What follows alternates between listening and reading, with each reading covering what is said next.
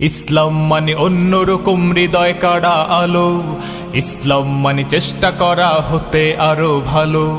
ইসলাম মানে মায়ে ভরা মধুর কোন ফুল, ইসলাম মানে জানা মাত্র ছেড়ে দেয়া ভুল। চারিদিকে শুনছি শুধু একটাই স্লোগান, ইসলাম ছিল ইসলাম আছে থাকবেই ইসলাম।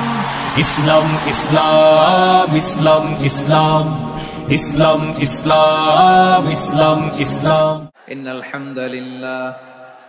ইন্নাল হামদালিল্লাহি নাহমাদুহু ওয়া নাস্তাঈনুহু ওয়া নাস্তাগফিরুহু ওয়া নু'মিনু বিহি ওয়া নাতাওয়াক্কালু আলাইহি ওয়া না'উযু বিল্লাহি মিন শুরুরি আনফুসিনা ওয়া মিন সাইয়্যাতি আ'মালিনা মান ইয়াহদিহিল্লাহু ফালা মুদিল্লা লাহু ومن يضلل فلا هادي له أي فلن تجد له وليا مرشدا ونشهد أن لا إله إلا الله وحده لا شريك له هو الذي لا ضد له ولا ند له لا مثل له ولا مثيل له لا وزير له ولا كفيل له لا شبه له ولا شبيه له لا ولد له ولا والد له وهو الواحد الفرد الصمد لم يلد ولم يولد ولم يكن له كفوا أحد ونشهد أن سيدنا ونبينا وحبيبنا وبشيرنا ونذيرنا وطبيبنا وطبيب أرواحنا وحبيبنا وحبيب ربنا محمدا عبد الله ورسوله أرسله بالحق بشيرا ونذيرا وداعيا إلى الله بإذنه وسراجا منيرا أما بعد فقد قال الله تعالى في كلامه المجيد وفي فرقانه الحميد أعوذ بالله من الشيطان الرجيم بسم الله الرحمن الرحيم ولقد كرمنا بني آدم وحملناهم في البر والبحر ورزقناهم من الطيبات وفضلناهم على كثير ممن خلقنا تفضيلا إن الله وملائكته يصلون على النبي يا أيها الذين آمنوا صلوا عليه وسلموا تسليما সকল প্রশংসার মালিককে, সকল ক্ষমতার উৎসকে। কেউ যেটা পারে না পারে কে, কেউ যেটা দেখে না দেখে কে? সে আল্লাহর দরবারে আমরা শুকর গুজার হচ্ছি। আমরা সবাই পড়ছি কালিমাতুশ শুকর আলহামদুলিল্লাহ। সবাই একসাথে গলা ছেড়ে দিয়ে আওয়াজ করে পড়ুন রব্বানা লাকাল হামদ হামদান কাসীরান তাইয়িবান মুবারাকান ফীহি ইয়া রাব্বি লাকাল হামদু কামা ইয়ানবাগি লিজালালি ওয়াজহিকা ওয়া আযীমি সুলতানিকা লাকাল হামদু বিল ঈমান লাকাল হামদু বিল ইসলাম, লাকাল হামদু বিল কোরআন। যে টপিকটি নিয়ে আমি আপনাদের সামনে আজকে কথা বলতে চাই, টপিকটি অনেক গুরুত্বপূর্ণ। টপিকটি হচ্ছে হিউম্যান রিসোর্স ডেভেলপমেন্ট, মানব সম্পদ উন্নয়ন। কারণ আল্লাহ তাআলা আমাদের যা দেখ আর না দেখ এটা দিছে। মানুষ আর মানুষ, 18 কোটি মানুষ, ঠিক কিনা?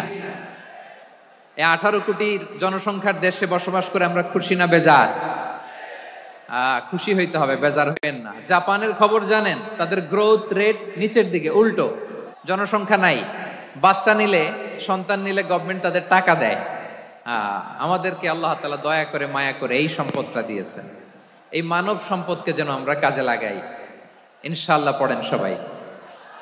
হিউম্যান রিসোর্স ডেভেলপমেন্ট অনেক জনগুরুত্বপূর্ণ বিষয়, খুব সেন্সিটিভ বিষয়। বুঝতে হবে যশোরের স্মার্ট ছেলেরা, এই যে আমি যাদেরকে দেখতে পাচ্ছি, all are the gen Z of Jessore.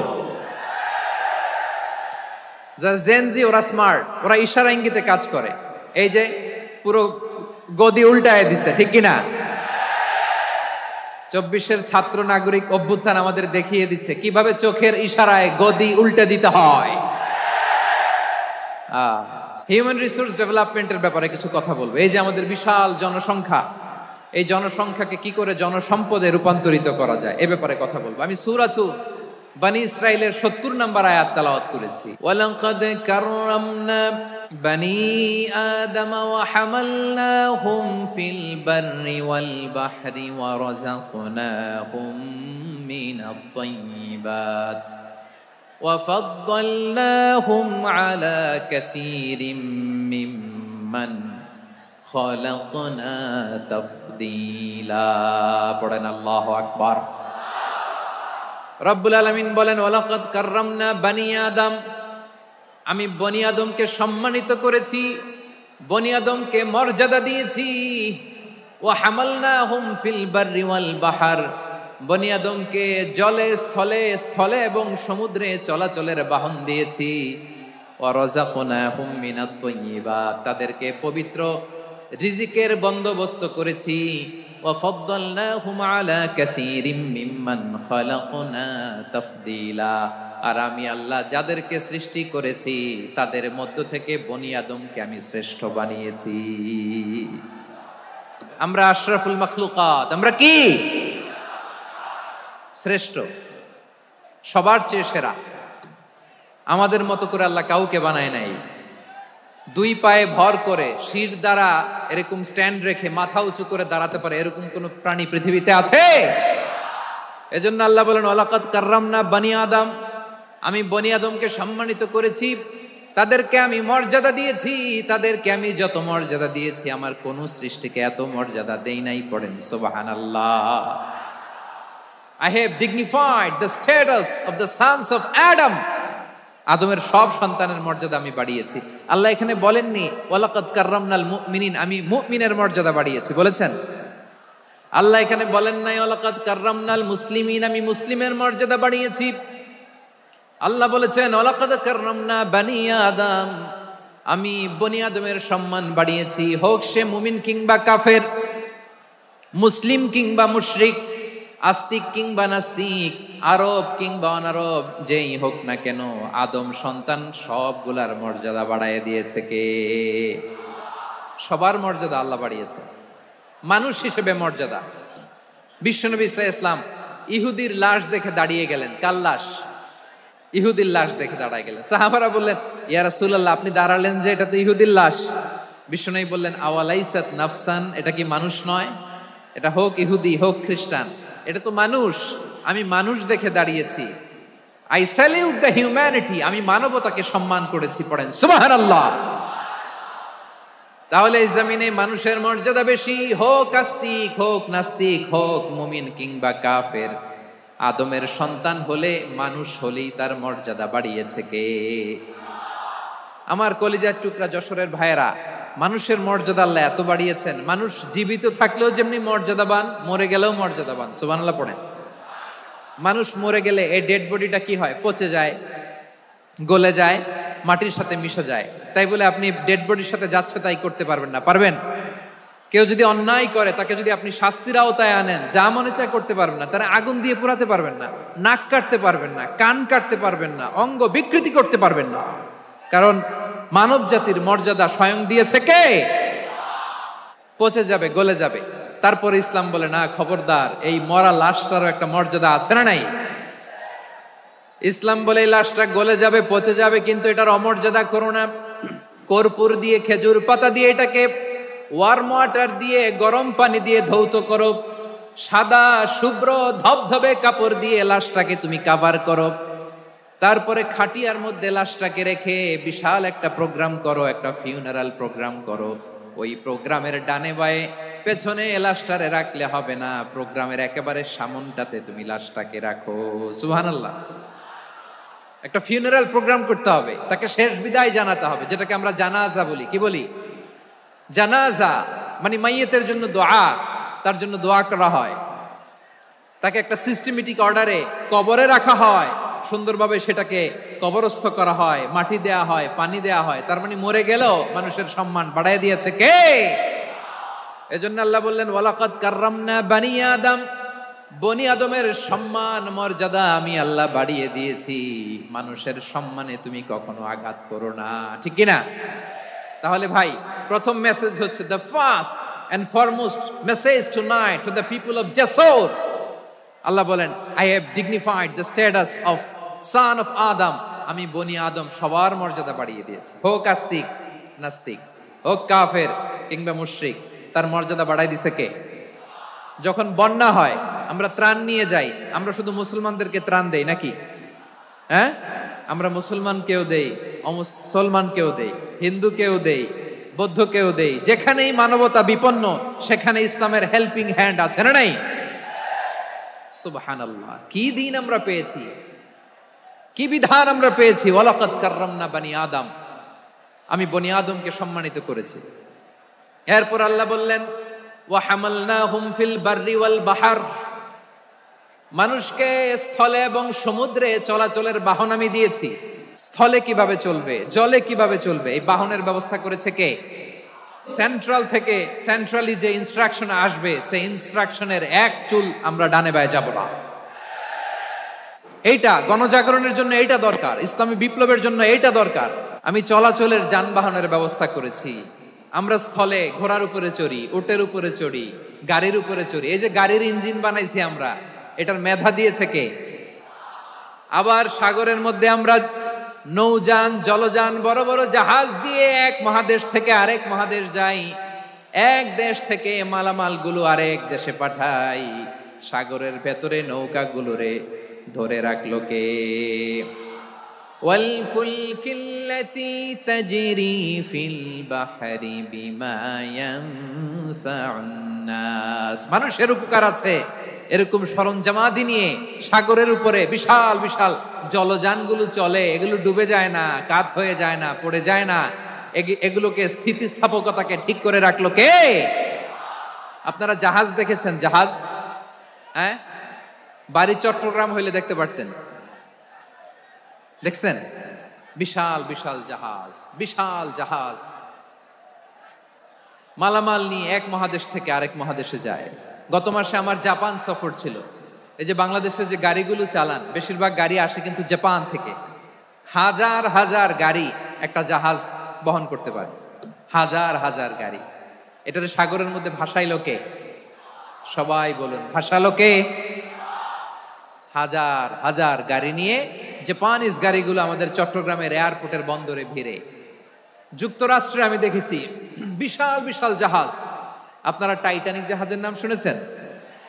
টাইটানিকেরও 8 গুণ 10 গুণ বড়। সুবহানাল্লাহ কইবেন না? টাইটানিক জাহাজের 8 গুণ 10 গুণ বড় একটা জাহাজ আছে, আইকন অফ দ্য সি, আমি দেখে এসেছি। রয়্যাল ক্যারিবিয়ান দেখে এসেছি।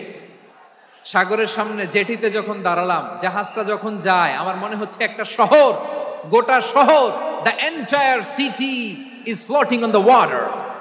পুরো একটা শহর মনে হয় পানির উপর দিয়ে ভেসে যাচ্ছে। পড়েন সুবহানাল্লাহ।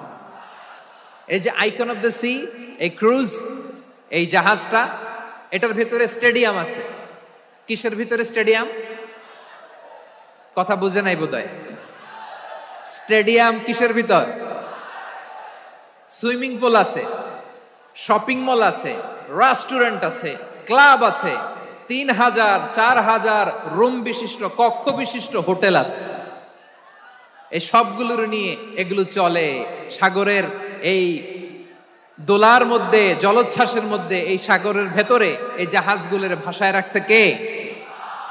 সূরাতুর রহমানে আল্লাহ তাআলা বললেন, ওয়ালাহুল জাওয়ারিল মুনশাআতু ফিল বাহরি কাল আ'লাম ফাবিআইয়ি আলা, সবাই পড়েন, ফাবিআইয়ি আলাই রাব্বিকুমা তুকাযযিবান। পাহাড় সম বড় বড় জাহাজগুলো মাল বোঝাই করে সাগরের মধ্যে ভেসে বেড়ায়। এগুলো দিয়ে মালামাল বহন করা যায়, মানুষরা এক দেশ থেকে আরেক দেশে যায়। এই জাহাজগুলোর সাগরের ভেতরে ভাসায় রাখলো কে? এই আয়াতের ভেতরে আল্লাহ তাআলা সূরাতু বনী ইসরাঈলের এই চমৎকার আয়াতের ভেতরে আল্লাহ তাআলা বেসিক্যালি মানব জাতির প্রতি তার 4টি স্পেশাল অনুগ্রহের কথা বলেছেন। কয়টি? 2টা বলে ফেলছি। 1 নাম্বার, ওয়ালাকাদ কাররামনা বনী আদম, আমি বনী আদমের সম্মান বাড়াইছি। নাকি মুসলমানদের? নাকি মুসল্লিদের? কার সম্মান বাড়িয়েছি? বনী আদমের। তাহলে human dignity, the first part of the verse talks about the human dignity. 2 number অংশ আল্লাহ তাআলা বললেন, ওয়া হামালনাহুম ফিল বাররি ওয়াল বাহর, স্থলে এবং সমুদ্রে আমি তাদের জন্য চলাচলের বাহন দিয়েছি। সুবহানাল্লাহ। তার মানে smooth movement on land and sea, জলে এবং স্থলে যাতে আমরা স্মুথলি মুভ করতে পারি আল্লাহ তাআলা দিয়েছেন। 3 নাম্বার আল্লাহ তাআলা বললেন, ওয়া রাযাকনাহুম মিনাত তাইয়্যিবাত, মানুষের জন্য আমি পবিত্র রিজিকের ব্যবস্থা করেছি। জলে এবং স্থলে যত প্রাণী আছে সবগুলা প্রাণীকে রিজিক দেয় কে? আমাদেরকে রিজিক দেয় কে? সাগরের মাছগুলোকে, বড় বড় তিমি মাছগুলোরে রিজিক দেয় কে? বাতাসের মধ্যে ভেসে বেড়ানো বড় বড় পাখিগুলো, স্ক্যান্ডিনেভিয়ান কান্ট্রি থেকে লক্ষ লক্ষ কোটি কোটি পাখিগুলো যে এক দেশ থেকে আরেক দেশে ট্রান্সফার হয়, এগুলোর রিজিক দেয় কে?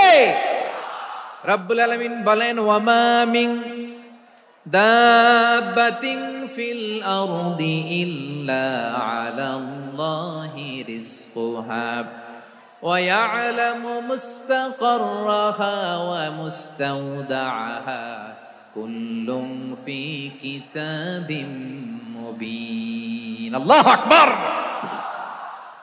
রব্বুল আলামিন বলেন, ভূপৃষ্ঠে বিচরণশীল যত প্রাণী আছে সব প্রাণীগুলোকে আমি আল্লাহ আমার নিজের কুদরতে রিজিকের বন্দোবস্ত করি।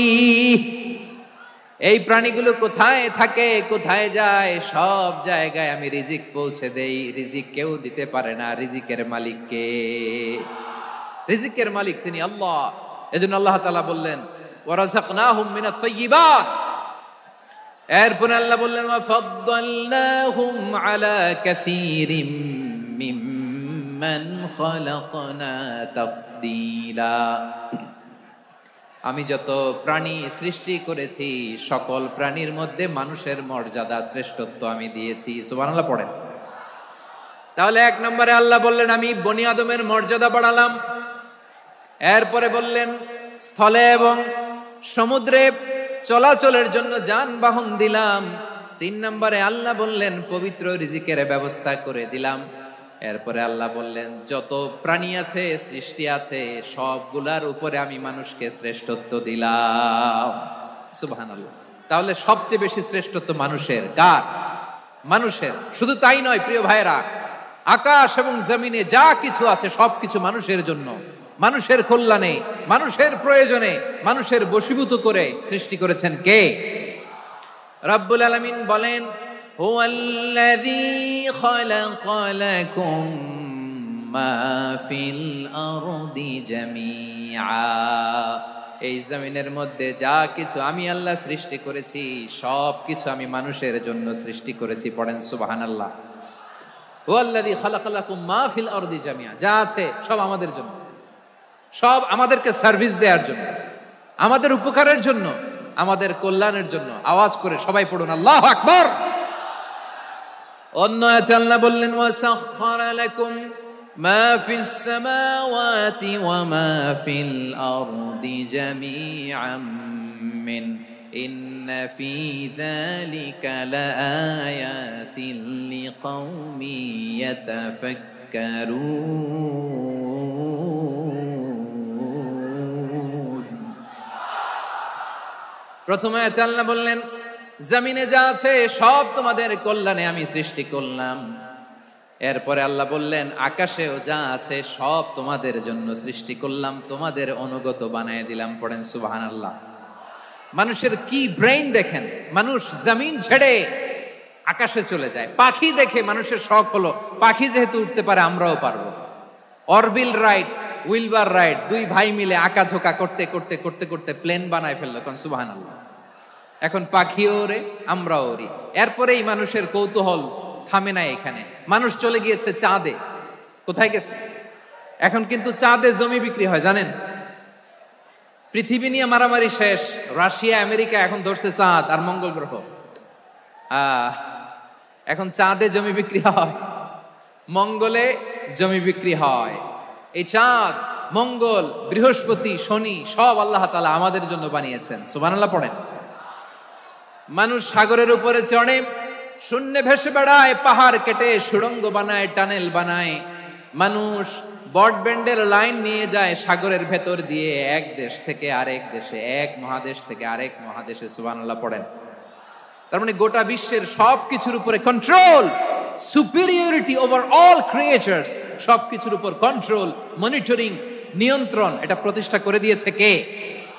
এজন্যই মানুষের শ্রেষ্ঠত্ব। ওয়ালাকাদ কাররামনা বানি আদম, আমি বনি আদমের সম্মান বাড়িয়েছি, মর্যাদা আমি বাড়িয়ে দিয়েছি এই কারণে, কারণ মানুষ সবকিছুর উপর নিয়ন্ত্রণ নিতে পারে। মানুষকে নিয়ে এই কোরআনের সব আলোচনা, মানুষকে নিয়ে এই কোরআনের সব। তাই কোরআনের কেন্দ্রীয় আলোচ্য বিষয় হচ্ছে মানুষ। কোরআনের কেন্দ্রীয় আলোচ্য বিষয় কি? যশোরের ভাইয়েরা বুঝে থাকলে সবাই বলবেন কোরআনের কেন্দ্রীয় আলোচ্য বিষয় কি? এই মানুষ কোরআনের কেন্দ্রীয় আলোচ্য বিষয়। মানুষকে আল্লাহ স্বাধীনতা দিয়েছেন। ফামান শাআ ফালইউমিন ওয়া মান শাআ ফালইয়াকফুর। চাইলে মুমিন হতে পারো, চাইলে কাফের হতে পারো, তোমার ইচ্ছা। তবে জেনে রাখো মুমিন হলে পাবা জান্নাত, কাফির হলে পাবা জাহান্নাম। নাও দ্য ডিসিশন ইজ ইয়ার্স। সিদ্ধান্ত তোমার, জান্নাতে যাবা না জাহান্নামে যাবা। যশোরের ভাইয়েরা আওয়াজ করে বলুন, কই যেতে চান, জান্নাতে না জাহান্নামে? ডান দিকে না বাম দিকে? ডানপন্থী না বামপন্থী? চিল্লা চিল্লি না চুপচাপ? মানুষ চাইলে অনেক ভালো হইতে পারে, ভালোর রাস্তাও খোলা, খারাপ হওয়ার রাস্তাও খোলা। ভালো হইলে মানুষ অনেক ভালো, খারাপ হইলে অনেক খারাপ। ভালো হইলে সবচেয়ে ভালো, খারাপ হইলে সবচেয়ে খারাপ। এজন্য সিদ্ধান্ত আপনাকে নিতে হবে। আল্লাহ তাআলা বলছেন, লাকাদ খালাকনাল ইনসানা ফি আহসানি তাকওয়িম সুম্মা রাদাদনাহু আসফালা সাফিলিন। আমি মানুষকে অনেক সুন্দর অবয়বে, সুন্দর আকৃতিতে সৃষ্টি করেছি। তার শুধু চেহারার ডিজাইনটাই সুন্দর নয়, তার ব্রেনটা বড্ড সুন্দর, তার মানসিকতা বড্ড সুন্দর, তার সৃজনশীলতা বড্ড সুন্দর। পড়েন সুবহানাল্লাহ। আমাদের চেহারা, অবয়ব, ডিজাইন যে সুন্দর তা না, আমাদের ব্রেনটা অনেক সফিস্টিকেটেড ব্রেন, অনেক সফিস্টিকেটেড। এই 1.5 কেজি ব্রেন ইউজ করে মানুষ গোটা বিশ্বে সভ্যতা বিনির্মাণ করেছে, ঠিক কিনা? এই ব্রেন আল্লাহ তাআলা আমাকে দিয়েছে। এটারে কাজে লাগালে, আপনার 6 সেন্স কাজে লাগালে আপনি অনন্য মানুষ হয়ে উঠবেন, মহামানবে রূপান্তরিত হবেন। মানুষ হতে পারে, চাইলেই মহামানব হতে পারে।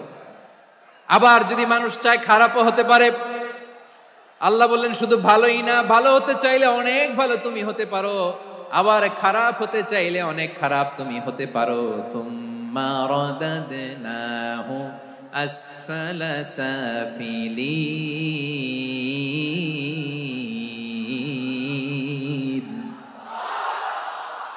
খারাপ হলে একেবারে খারাপ হতে পারো, নিকৃষ্ট হলে একেবারে নিকৃষ্ট হতে পারো, ভালো হলেও ভালো হতে পারো। কোন সুবহানাল্লাহ। এবার আওয়াজ করে বলুন, ভালো হতে চাই না খারাপ? শ্রেষ্ঠ না নিকৃষ্ট? মানুষ ভালো হলে মানুষ ফেরেশতার চেয়েও ভালো, মানুষ খারাপ হলে সে পশুর চেয়েও খারাপ। কথা ঠিক কিনা বলেন? ভালো হলে ফেরেশতার চেয়েও ভালো, খারাপ হলে পশুর চেয়েও নিকৃষ্ট। তার মানে শ্রেষ্ঠত্বে মানুষ, শ্রেষ্ঠত্বে ফেরেশতাকে হার মানায়, আর অধপতনে শ্রেষ্ঠত্বে ফেরেশতাকে ছাড়িয়ে যায়, আর অধপতনে পশুকেও হার মানায়। আই রিপিট, আমি আবারও বলছি, মানুষ শ্রেষ্ঠত্বে ফেরেশতাকে ছাড়িয়ে যায়, আর অধপতনে সে পশুকেও হার মানায়। আওয়াজ করে বলতে হবে ঠিক কি না? এটার প্রমাণ কি? মানুষ শ্রেষ্ঠ হইলে যে ফেরেশতার চেয়েও সেরা, তার প্রমাণ কি?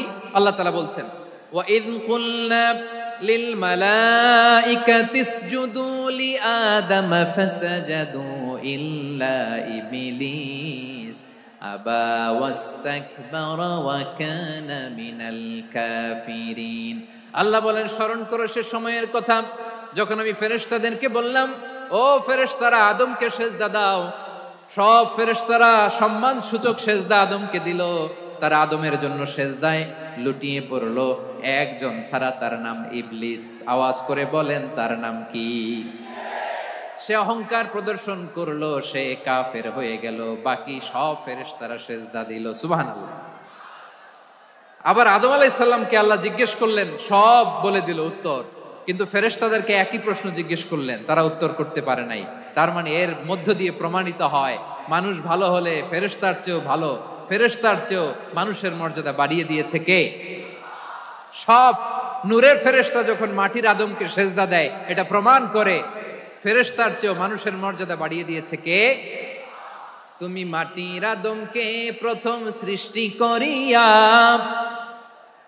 ঘোষণা করিয়া দিলে শ্রেষ্ঠ বলিয়া, তাই তো নূরের ফেরেশতা করে আদমকে সেজদা। ঠিক কিনা বলেন? তাই তো নূরের ফেরেশতা করে আদমকে সেজদা, সবার চেয়ে সম্মান দিলে মাটির আদমকে। আল্লাহু আল্লাহু তুমি জাল্লে জালালুহু, শেষ করা তো যায় না গে তোমার গুণগান। পড়েন না? পড়েন। আল্লাহু আল্লাহু তুমি জাল্লে জালালুহু, শেষ করা তো যায় না গে তোমার গুণগান। আল্লাহু আল্লাহু, আল্লাহু আকবার। আদমের মর্যাদা বেশি, মানুষের মর্যাদা বেশি, মানুষ শ্রেষ্ঠ, তার প্রমাণ নূরের ফেরেশতা মাটির আদমকে সেজদা করে। আওয়াজ করে বলেন ঠিক কি না? তাহলে মানুষ ভালো হলে ফেরেশতার চেয়ে ভালো। আবার মানুষ যদি খারাপ হয়, সে পশুর চেয়েও খারাপ, অধপতনে পশুত্বকে হার মানায়। তার প্রমাণ, তার প্রমাণ কি? তার প্রমাণ হচ্ছে, যশোরের ভাইরা দেখবেন পত্রিকায়, নিউজ পেপারে মাঝে মাঝে এরকম দেখা যায়, এক মানুষ আরেক মানুষকে হত্যা করে। দেখেন, মানুষ যদি খারাপ হয় সে পশুকেও হার মানায়। চিল্লায় বলো ঠিক কিনা? এমনও দুশ্চরিত্র মানুষ আছে যার বদ নজর থেকে, যার নজর থেকে 6 মাসের ছোট্ট মেয়ে থেকে শুরু করে 80 বছরের বৃদ্ধারাও নিরাপদ নয়। প্রিয় ভাইয়েরা, চোখ কান নাক মুখ থাকলেই মানুষ না। যা সামনে দেখেন এগুলো সব মানুষ না, এগুলো জনসংখ্যা। এগুলো কি? সবাই বলুন, এগুলো কি? বাড়ছে জনসংখ্যা, কমছে মানুষ। বাড়ছে জনসংখ্যা, কমছে। এই দুনিয়া এখন তো সেই দুনিয়া নাই, মানুষ নামের মানুষ আছে, দুনিয়া বোঝাই, সেই মানুষের ভিড়ে আমার আসল মানুষ নাই। ঠিক কিনা? আসল মানুষের বড্ড অভাব, আসল মানুষের বড্ড অভাব। আমার ভাইয়েরা, মানুষ খারাপ হলে পশুকেও হার মানায়। যে বাবাকে মেরে, স্বামীকে মেরে স্ত্রীকে বিধবা বানায়, তারও ঘরে স্ত্রী আছে। তাহলে আমরা বুঝলাম, মানুষ ভালো হলে অনেক ভালো, খারাপ হলে অনেক খারাপ। ও আমার কলিজার টুকরা যশোরের ভাইয়েরা, আসুন না 3 দিন ব্যাপী এই তাফসিরুল কোরআনের ঐতিহাসিক প্রোগ্রাম থেকে আমরা সিদ্ধান্ত নেই, আমরা ভালো মানুষ হব নাকি খারাপ মানুষ হব। কলিজা থেকে, প্রাণ থেকে আওয়াজ করে সবাই বলুন, ভালো মানুষ নাকি খারাপ মানুষ? ভালো মানুষ হইতে হবে। ভালো মানুষ যারা জগৎটাকে এনলাইটেন করবে, যারা এনলাইটেন করবে, যারা সত্যের বীর সেনানী হয়ে দাঁড়াবে, যারা সত্যের পক্ষে কথা বলবে, যারা জালিমের মসনদকে ভেঙে খান খান করে দেবে। এরকম হওয়ার দরকার আছে না নাই? এরকম ভালো মানুষ আমরা হতে চাই কি চাই না? মানুষকে যত্ন নিলে মানুষ যে কত ভালো হয় আপনি কল্পনাও করতে পারবেন না। এই যে আপনাদের যশোরে যে ভালো ছেলেগুলো আছে, যে ভালো তরুণগুলো আছে, যে যুবকগুলো আছে, যে ভালো আলেমরা আছে, ভালো নেতারা আছে, সবাই যদি তাদের মতো হতো পুরো যশোরটা একটা জান্নাতের টুকরা হয়ে যেত। আওয়াজ করে বলেন ঠিক কিনা? মানুষকে নার্চারিং করলে, মানুষকে পলিশ করলে, মানুষকে গ্রুমিং করলে, মানুষকে সঠিক তারবিয়া দিলে মানুষ অনন্য হয়ে ওঠে। প্রতিটি মানুষ অনন্য। আমি অনন্য, আপনি অনন্য, আমরা সবাই অনন্য। সুবহানাল্লাহ বলেন। মানুষকে আল্লাহ তাআলা দিয়েছেন অসীম ক্ষমতা, অসীম ক্ষমতা। সুবহানাল্লাহ। একটা মানুষ পারে না এমন কিছু নাই, একটা মানুষ পারে না এমন কিছু নাই। বিশ্বাস করতে হবে, মানুষ যা কল্পনা করতে পারে ওইটা মানুষ করে দেখাতে পারে। তুমি তোমার কল্পনার রাজ্যকে সাজাও, তোমাকে হারাতে পারে এমন কোন শক্তি আল্লাহর জমিনে নাই। তোমার কি শক্তি, কি সম্ভাবনা তুমি জানোই না মিয়া। তুমি এদিকে তাকাও কেন? তোমার রাস্তা তো ওই দূরে। Plan big, dream big. কল্পনার শক্তিকে বড় করো। মানুষ যা কল্পনা করতে পারে মানুষ তা করে দেখাতে পারে। মানুষের কাছে অসাধ্য কিছু নাই মৃত্যু ছাড়া, এক্সেপ্ট ডেথ। মৃত্যু ছাড়া মানুষ সবকিছুকে জয় করতে পারে। মৃত্যু ছাড়া যে কোনো অসাধ্যকে সাধন করার ক্ষমতা মানুষকে দিয়ে দিয়েছে কে? হারার জন্য তোমার জন্মই হয় নাই, তোমার জন্ম হয়েছে জিতার জন্য, বিজয়ের জন্য তোমার জন্ম। মানুষের শুরুটাই হয় বিজয় দিয়ে। যশোর আওয়াজ করে বলো, মানুষের শুরু হয় কি দিয়ে? আমরা যখন আমার পিতার পৃষ্ঠদেশে ছিলাম, পিতার পৃষ্ঠদেশ থেকে শুক্রাণু যখন মায়ের গর্ভদেশে যেয়ে পড়ে, কতটা শুক্রাণু ভ্রমণ শুরু করে জানো? 20 কোটি শুক্রাণু। একবার সিমেন আউট হলে সেখানে 20 কোটি শুক্রাণু থাকে, ভ্রমণ শুরু করে। ওই 20 কোটি শুক্রাণুর মধ্যে থেকে তুমি আমি আজকে এক বিকশিত শুক্রাণু মানব রূপে পৃথিবীতে এসেছি। সুবহানাল্লাহ।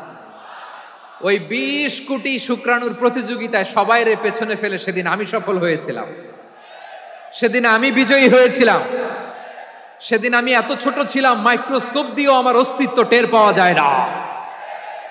আমি এত তুচ্ছ ছিলাম, নগণ্য ছিলাম। আমার কান ছিল না, আমার চোখ ছিল না, আমার হাত ছিল না, আমার জন্য রিকমেন্ডেশন করার মতো মামু ছিল না, খালা ছিল না, কেউ ছিল না। তারপরেও ওই প্রতিযোগিতায়, ওই কম্পিটিশনে যখন আমারে কেউ হারাতে পারে নাই, আল্লাহর জমিনেও আমারে কেউ হারাতে পারে না। হারার জন্য তোমার জন্মই হয় নাই, তুমি আসছোই জিতার জন্য। সুবহানাল্লাহ।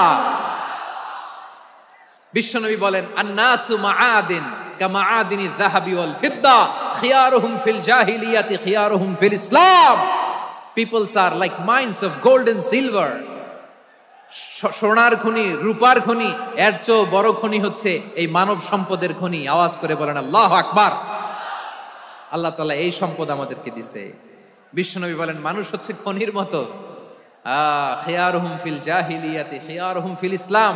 জাহিলি যুগে যারা সেরা, ইসলামেও তারা সেরা। ইদা ফাকহু, যদি তারা বুঝবান হয় তাহলে তাদেরকে সেরা বানায় দিবে কে? তাহলে মানুষের চেয়ে সেরা কেউ হতে পারে? মানুষের চেয়ে অনন্য কেউ হতে পারে? মানুষকে কেউ হারাতে পারে? আওয়াজ করে বলো, তোমাকে কেউ হারাতে পারবে? এই সাহস জাগছে আজকের আলোচনা থেকে। আমি তুমি অনন্য, আমাকে তোমাকে হারায় দেওয়া এত সহজ না, ঠিক কিনা? একটা কথা জীবনের সাথে সেট করে নিতে হবে, আমি জিতি নয় শিখি, আমি কখনো হারি না। জীবনের সাথে সেট করে নাও, জেনজি অফ যশোর, আমি কখনো হারি না, আমি হয় জিতি নয় শিখি। চিল্লায় বলো ঠিক কিনা? আমি কখনো হারি না, আমার হারানো এত সোজা না। কি সাহস জাগছে? বুকে সাহস জাগছে? তাকবীর পড়ো, লিল্লাহে তাকবীর। তাহলে বিশ্বনবী বললেন, নাসু মাআদিন, মানুষ হচ্ছে খনি। এই ধাক্কা ধাক্কি আমি জানি এগুলো ভালোবাসার ধাক্কা ধাক্কি, এজন্য আমি সহ্য করে নেই। এগুলো যে ভালোবাসার ধাক্কা ধাক্কি এটা আমরা বুঝি।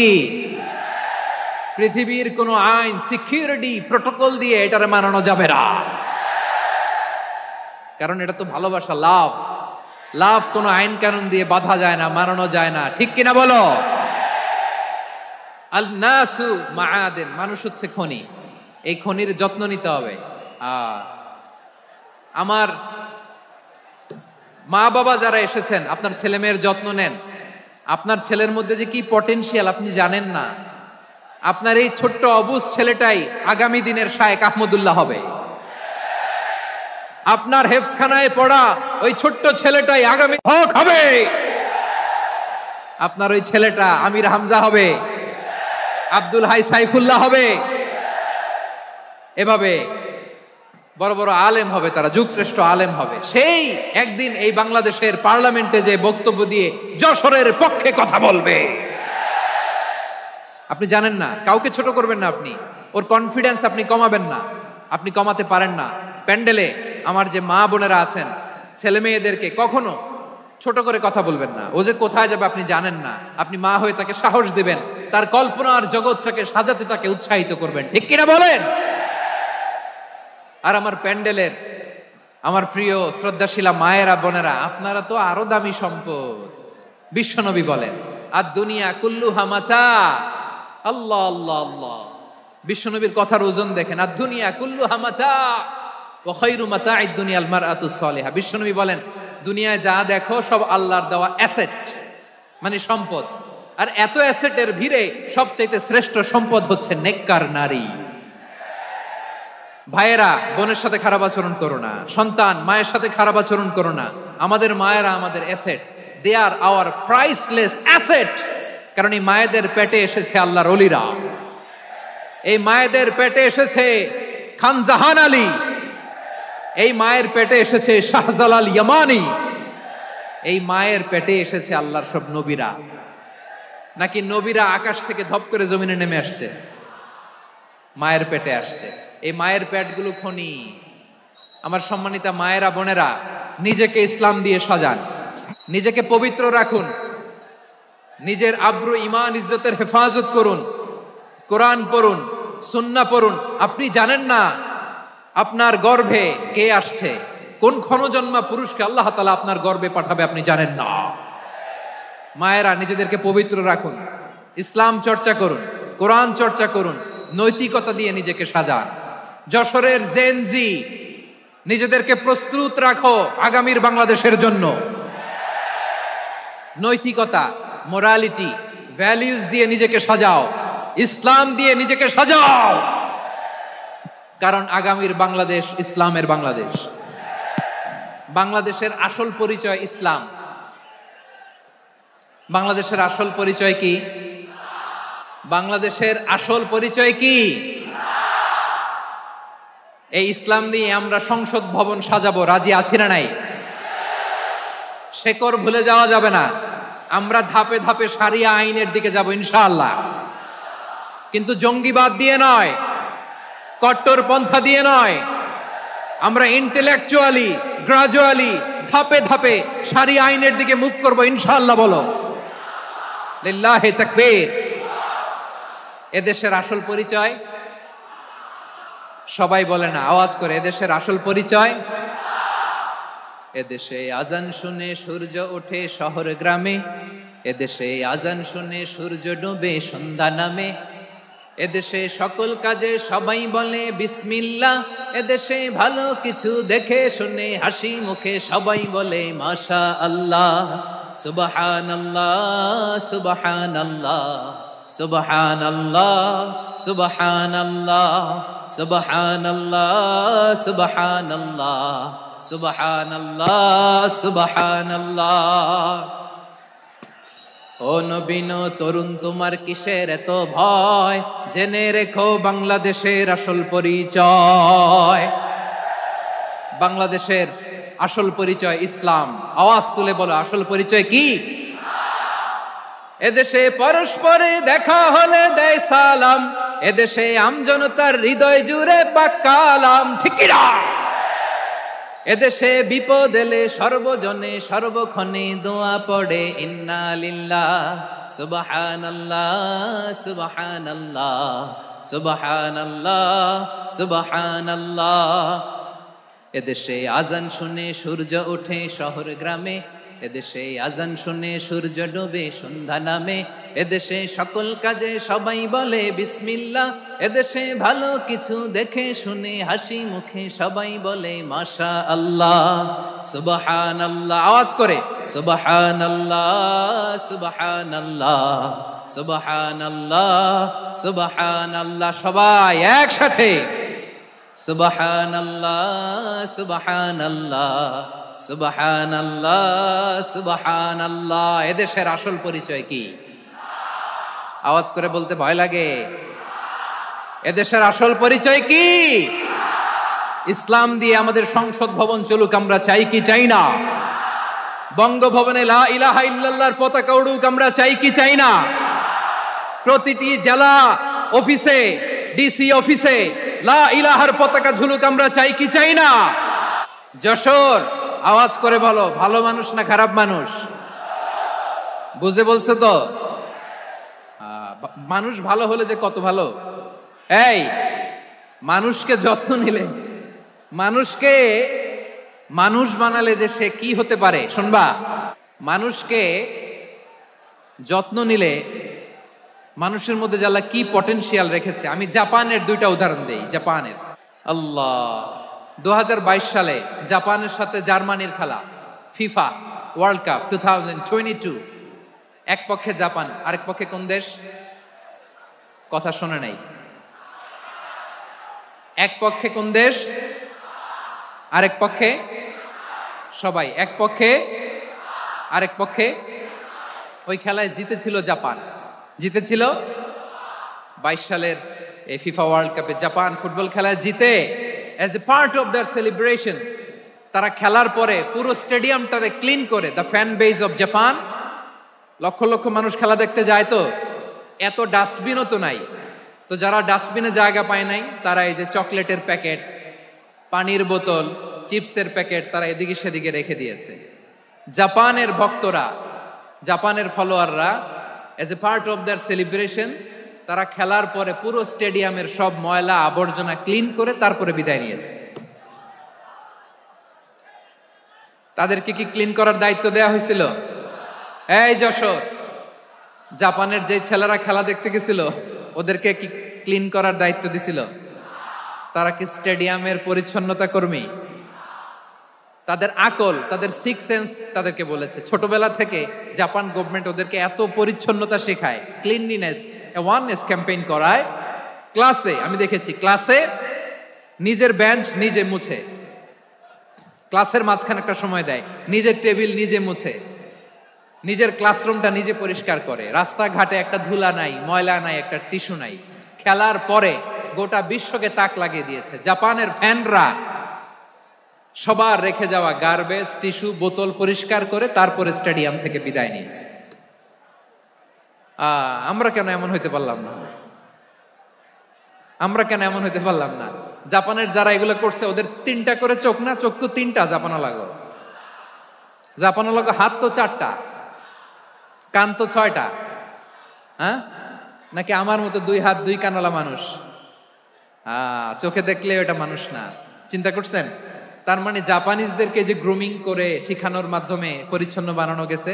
ওরা যেমনি মানুষ, আমরাও মানুষ। আমাদের সন্তানদেরকে শেখালে তারাও পারবে। পারবে কিনা? 2 নম্বর উদাহরণ বলি। চট্টগ্রাম ফেনীতে যারা গিয়েছেন, মেঘনা গোমতী ব্রিজ প্রকল্প নাম শুনছেন?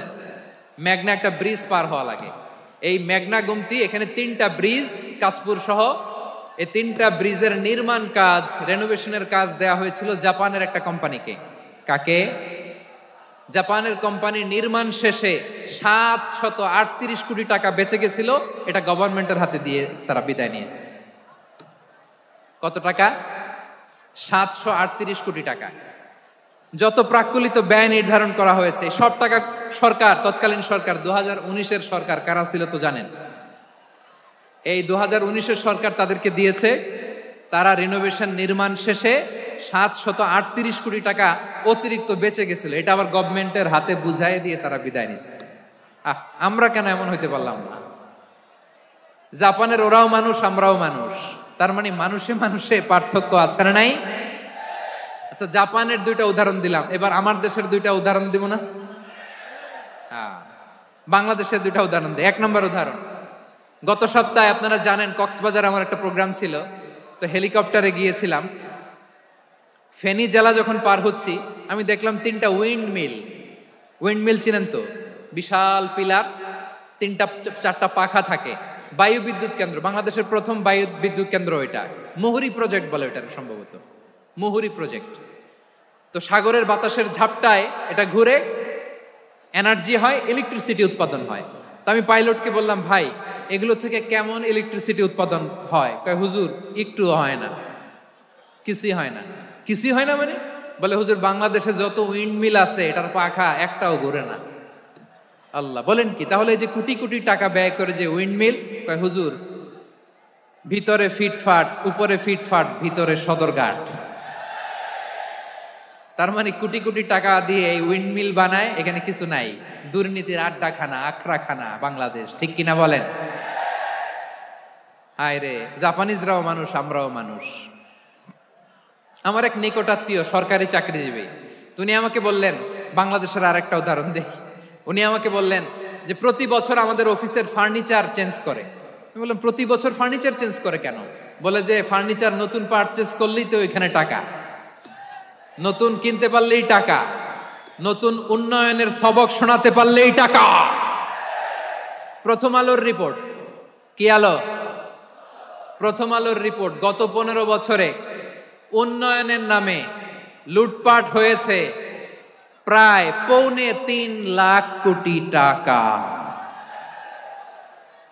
কার রিপোর্ট? আমাদের বানানো কথা, প্রথম আলোর রিপোর্ট।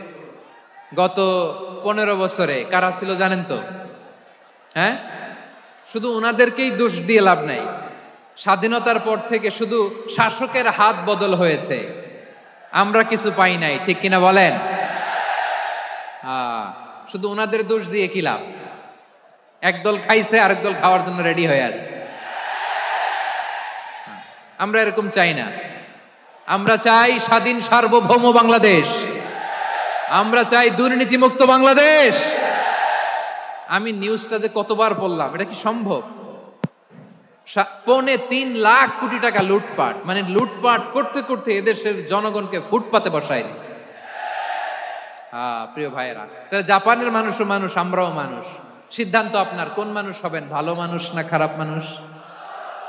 আজকের আলোচনার বিষয় হচ্ছে মানব সম্পদের উন্নয়ন, human resource development. It's a process to increase the capacity of knowledge, skill, capacity of the people of a country. একটা দেশের মানুষের জ্ঞান, তাদের দক্ষতা কি করে বাড়ানো যায়, বাড়িয়ে দেশের উন্নয়ন করানো যায়, এটাই হচ্ছে মানব সম্পদ উন্নয়নের মূল কথা। তাহলে মানব সম্পদ হচ্ছে একটা দেশের সবচাইতে শক্তিশালী পুঁজি। প্রাকৃতিক সম্পদ, খনিজ সম্পদের চেয়েও দামি হচ্ছে মানব সম্পদ। আমার প্রিয় যশোর, প্রাকৃতিক সম্পদ, খনিজ সম্পদের চেয়ে দামি সম্পদ কি সম্পদ? আল্লাহ তাআলা দয়া করে আমাদেরকে এই মানব সম্পদ দিয়েছেন। আসুন আমাদের এই মানুষগুলোকে আমরা সোনার মানুষ বানাই। রাজি আছেন তো সবাই? রাজি আছেন? মানুষ পারে না এমন কোনো কিছু নাই, চাইলে সব পারে। এজন্য মানুষকে তারবিয়া দিতে হবে, যথাযথভাবে তাদেরকে গড়তে হবে। আসুন আমরা সিরাতের আয়নায় বিশ্বনবীর জীবনী থেকে দেখি তিনি কিভাবে হিউম্যান রিসোর্সকে ম্যানেজ করতেন, বিশ্বনবী কিভাবে এই মানব সম্পদকে ম্যানেজ করতেন। বিশ্বনবী, he was a very good talent hunter, চৌকস ট্যালেন্ট হান্টার ছিল। কার মধ্যে কি ট্যালেন্ট আছে দেখলেই বুঝে ফেলতেন। সুবহানাল্লাহ পড়বেন না? কি নবী আমরা পেয়েছি! He was a very good talent hunter. আমার নবী, তিনি চৌকস ট্যালেন্ট হান্টার ছিলেন। কার মধ্যে কি প্রতিভা বের করতেন, ওই প্রতিভাকে ইসলামের কল্যাণে কাজে লাগাতেন। সুবহানাল্লাহ বলেন। যাকে যেই জায়গায় সেট করলে ভালো হবে তাকে ওই জায়গায় সেট করতেন। কয়েকজন সাহাবীর জীবনী শোনাই। আবু মাহজুরা রাদিয়াল্লাহু তাআলা আনহু, মক্কার মুয়াজ্জিন, আগে ছিল মুশরিক, পরে হইছে মুমিন। উনি কিভাবে মুমিন হইলেন এই ঘটনাটা একটু আপনাদের শোনাতে চাই। হুনাইনের যুদ্ধ, 8ম হিজরি, বিষ্ণু ইসলাম হুনাইনের যুদ্ধ শেষে ফিরতেছেন। পথিমধ্যে বেলাল রাদিয়াল্লাহু তাআলা আনহু, 8ম হিজরি। কত হিজরি? সবাই বলেন না একটু, কত হিজরি? 8ম হিজরিতে হুনাইনের যুদ্ধে রাসূল সাল্লাল্লাহু আলাইহি ওয়াসাল্লাম ফিরে আসতেছেন মদিনায়, পথিমধ্যে বেলাল রাদিয়াল্লাহু তাআলা আনহু আজান দিচ্ছেন। কি দিচ্ছেন? তো পাশে ছিল মুশরিকদের একটা পল্লী, কিছু মুশরিক তরুণ, কিছু অমুসলিম কিশোর, তারা আজানকে ব্যঙ্গ করতেছে, আমাদের বাংলায় মুখ ভেঙ্গানো বলে আর কি। বেলাল রাদিয়াল্লাহু তাআলা আনহু আজান দিচ্ছেন, ওই বাচ্চাগুলো মুশরিক, তো ওরা আজানকে ব্যঙ্গ করতেছে, বিকৃতি করে ওরাও আজান দিচ্ছে। উদ্দেশ্য হচ্ছে আজানকে নিয়ে ঠাট্টা করা। উদ্দেশ্য, ব্যাপারটা মনে কষ্ট পাওয়ার মতো ব্যাপার না? কিন্তু বিশ্বনবী ওইখানে দেখেন কি খুঁজলেন। বিশ্বনবী খেয়াল করলেন অমুসলিম কিশোরদের মধ্যে থেকে একটা কিশোরের গলাটা বড় দরাজ গলা, কণ্ঠটা বড় সুন্দর। খেয়াল করে দেখলেন যে কিছু কিশোর বেলালের আজানকে ব্যঙ্গ করে, বিকৃতি করে, কিন্তু একজনের কণ্ঠ দেখতে পাচ্ছেন না এত দূরে, কিন্তু কণ্ঠটা বড় সুন্দর, দরাজ গলা। বিশ্বনবী সাহাবীদেরকে বললেন, ধরো এগুলারে, ধরো। সবগুলারে ধরে বিশ্বনবীর সামনে আনা হলো। ওরা হাঁটু গেড়ে বসলো। বিশ্বনবী বললেন, তোমাদের মধ্যে কে যেন ব্যঙ্গ করে আজান দিচ্ছিল, তার গলাটা বড় উঁচু, গলার বেসটা বড় মজবুত, মেলোডিয়াস, সুমধুর কণ্ঠ, কে? আবু মাহজুরা বলে, আমার বন্ধুরা সবাই আমার দিকে আঙ্গুল দেখায়, আমি পড়ে গেছি বিপদে। রাসূল সাল্লাল্লাহু আলাইহি ওয়াসাল্লাম বাকি অমুসলিম তরুণদেরকে ছেড়ে দিলেন, বললেন তোমরা যাও। এবার আবু মাহজুরারে পাইছে। আবু মাহজুরার চুলের মধ্যে হাত দিলেন বিশ্বনবী, মাথায় হাত দিয়ে বললেন, এবার আজান দাও দেখি। আবু মাহজুরা বলে, আমি তো আজান দিতে জানি না, কারণ আমি তো বেলালেরটা শুইনা দিছি, আমার তো মুখস্থ নাই, আমি তো আজান দিতে জানি না। বিশ্বনবী বললেন, জানো না? তাহলে আসো, আমি তোমারে শিখাই দেই। সুবহানাল্লাহ পড়ে। আবু মাহজুরা হাঁটু গেড়ে বসে, বিশ্বনবীর মোবারক হাত আবু মাহজুরার চুলের মধ্যে। বিশ্বনবী আজানের মুআল্লিম আবু মাহজুরাকে বলতেছে, ঠিক আছে তোমারে শিখাই দিচ্ছি, আমি যা যা বলবো আমার সাথে সাথে বলো, পারবা?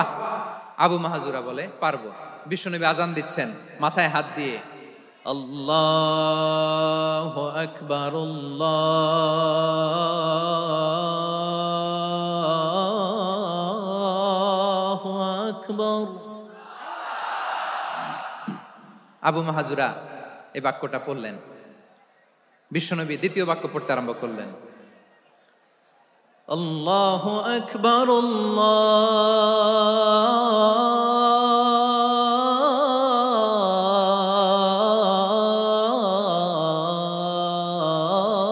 আল্লাহু আকবার।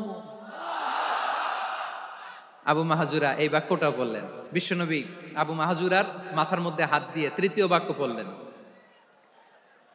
আশহাদু আল্লা ইলাহা ইল্লাল্লাহ,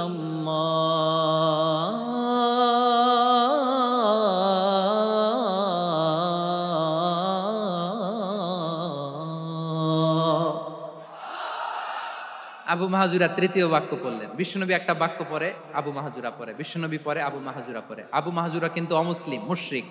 আবু মাহজুরা বলে, এক একটা বাক্য পড়ি আমার কলিজাটা গলে ঠান্ডা হয়ে যায়। এতদিন মোহাম্মদকে গালি দিতাম, এখন মোহাম্মদ আমার মাথায় যখন হাত রাখছে আমার সারা শরীর ঠান্ডা হয়ে গেছে।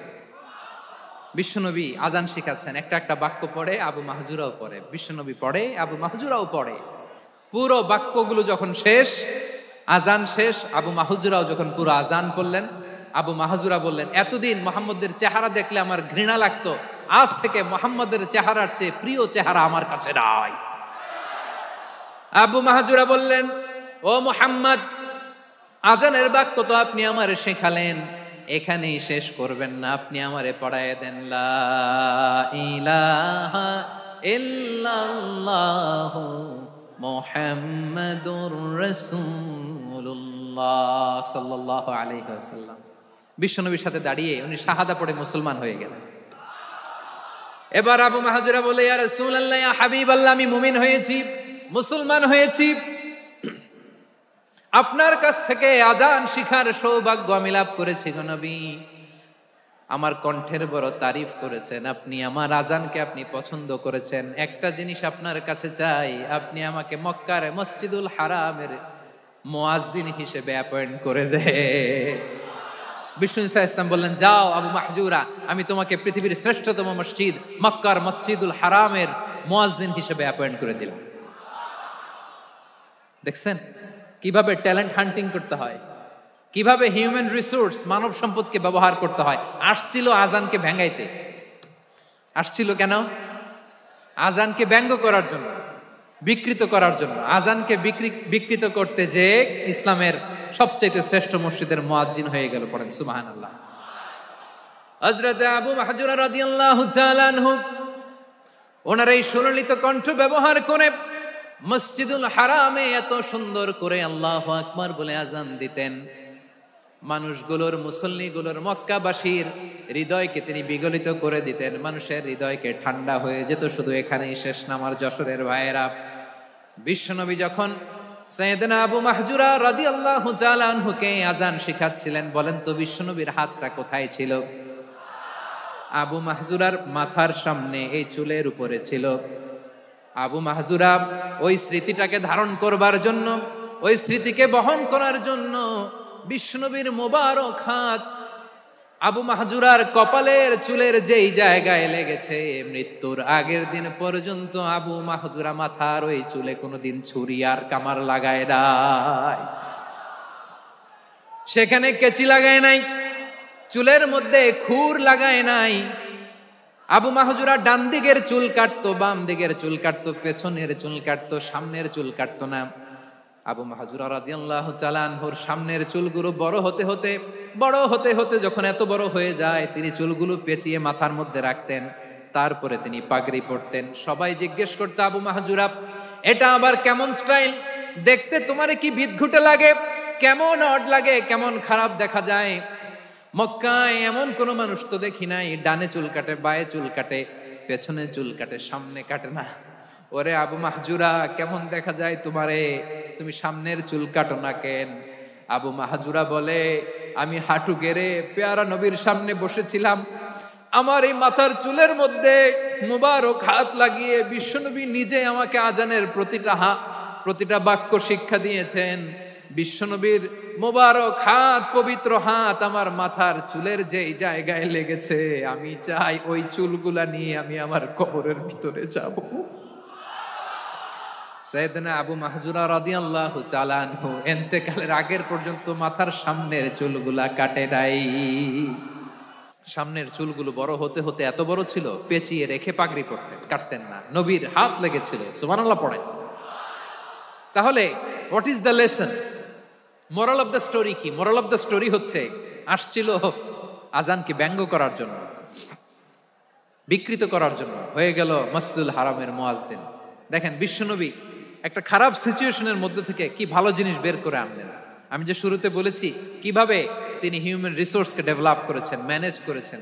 তিনি যে চৌকস ট্যালেন্ট হান্টার ছিল, দেখেন সবার মধ্যে থেকে এর বাছাই করে মুয়াজ্জিন বানাই দিয়েছেন। সুবহানাল্লাহ পড়েন।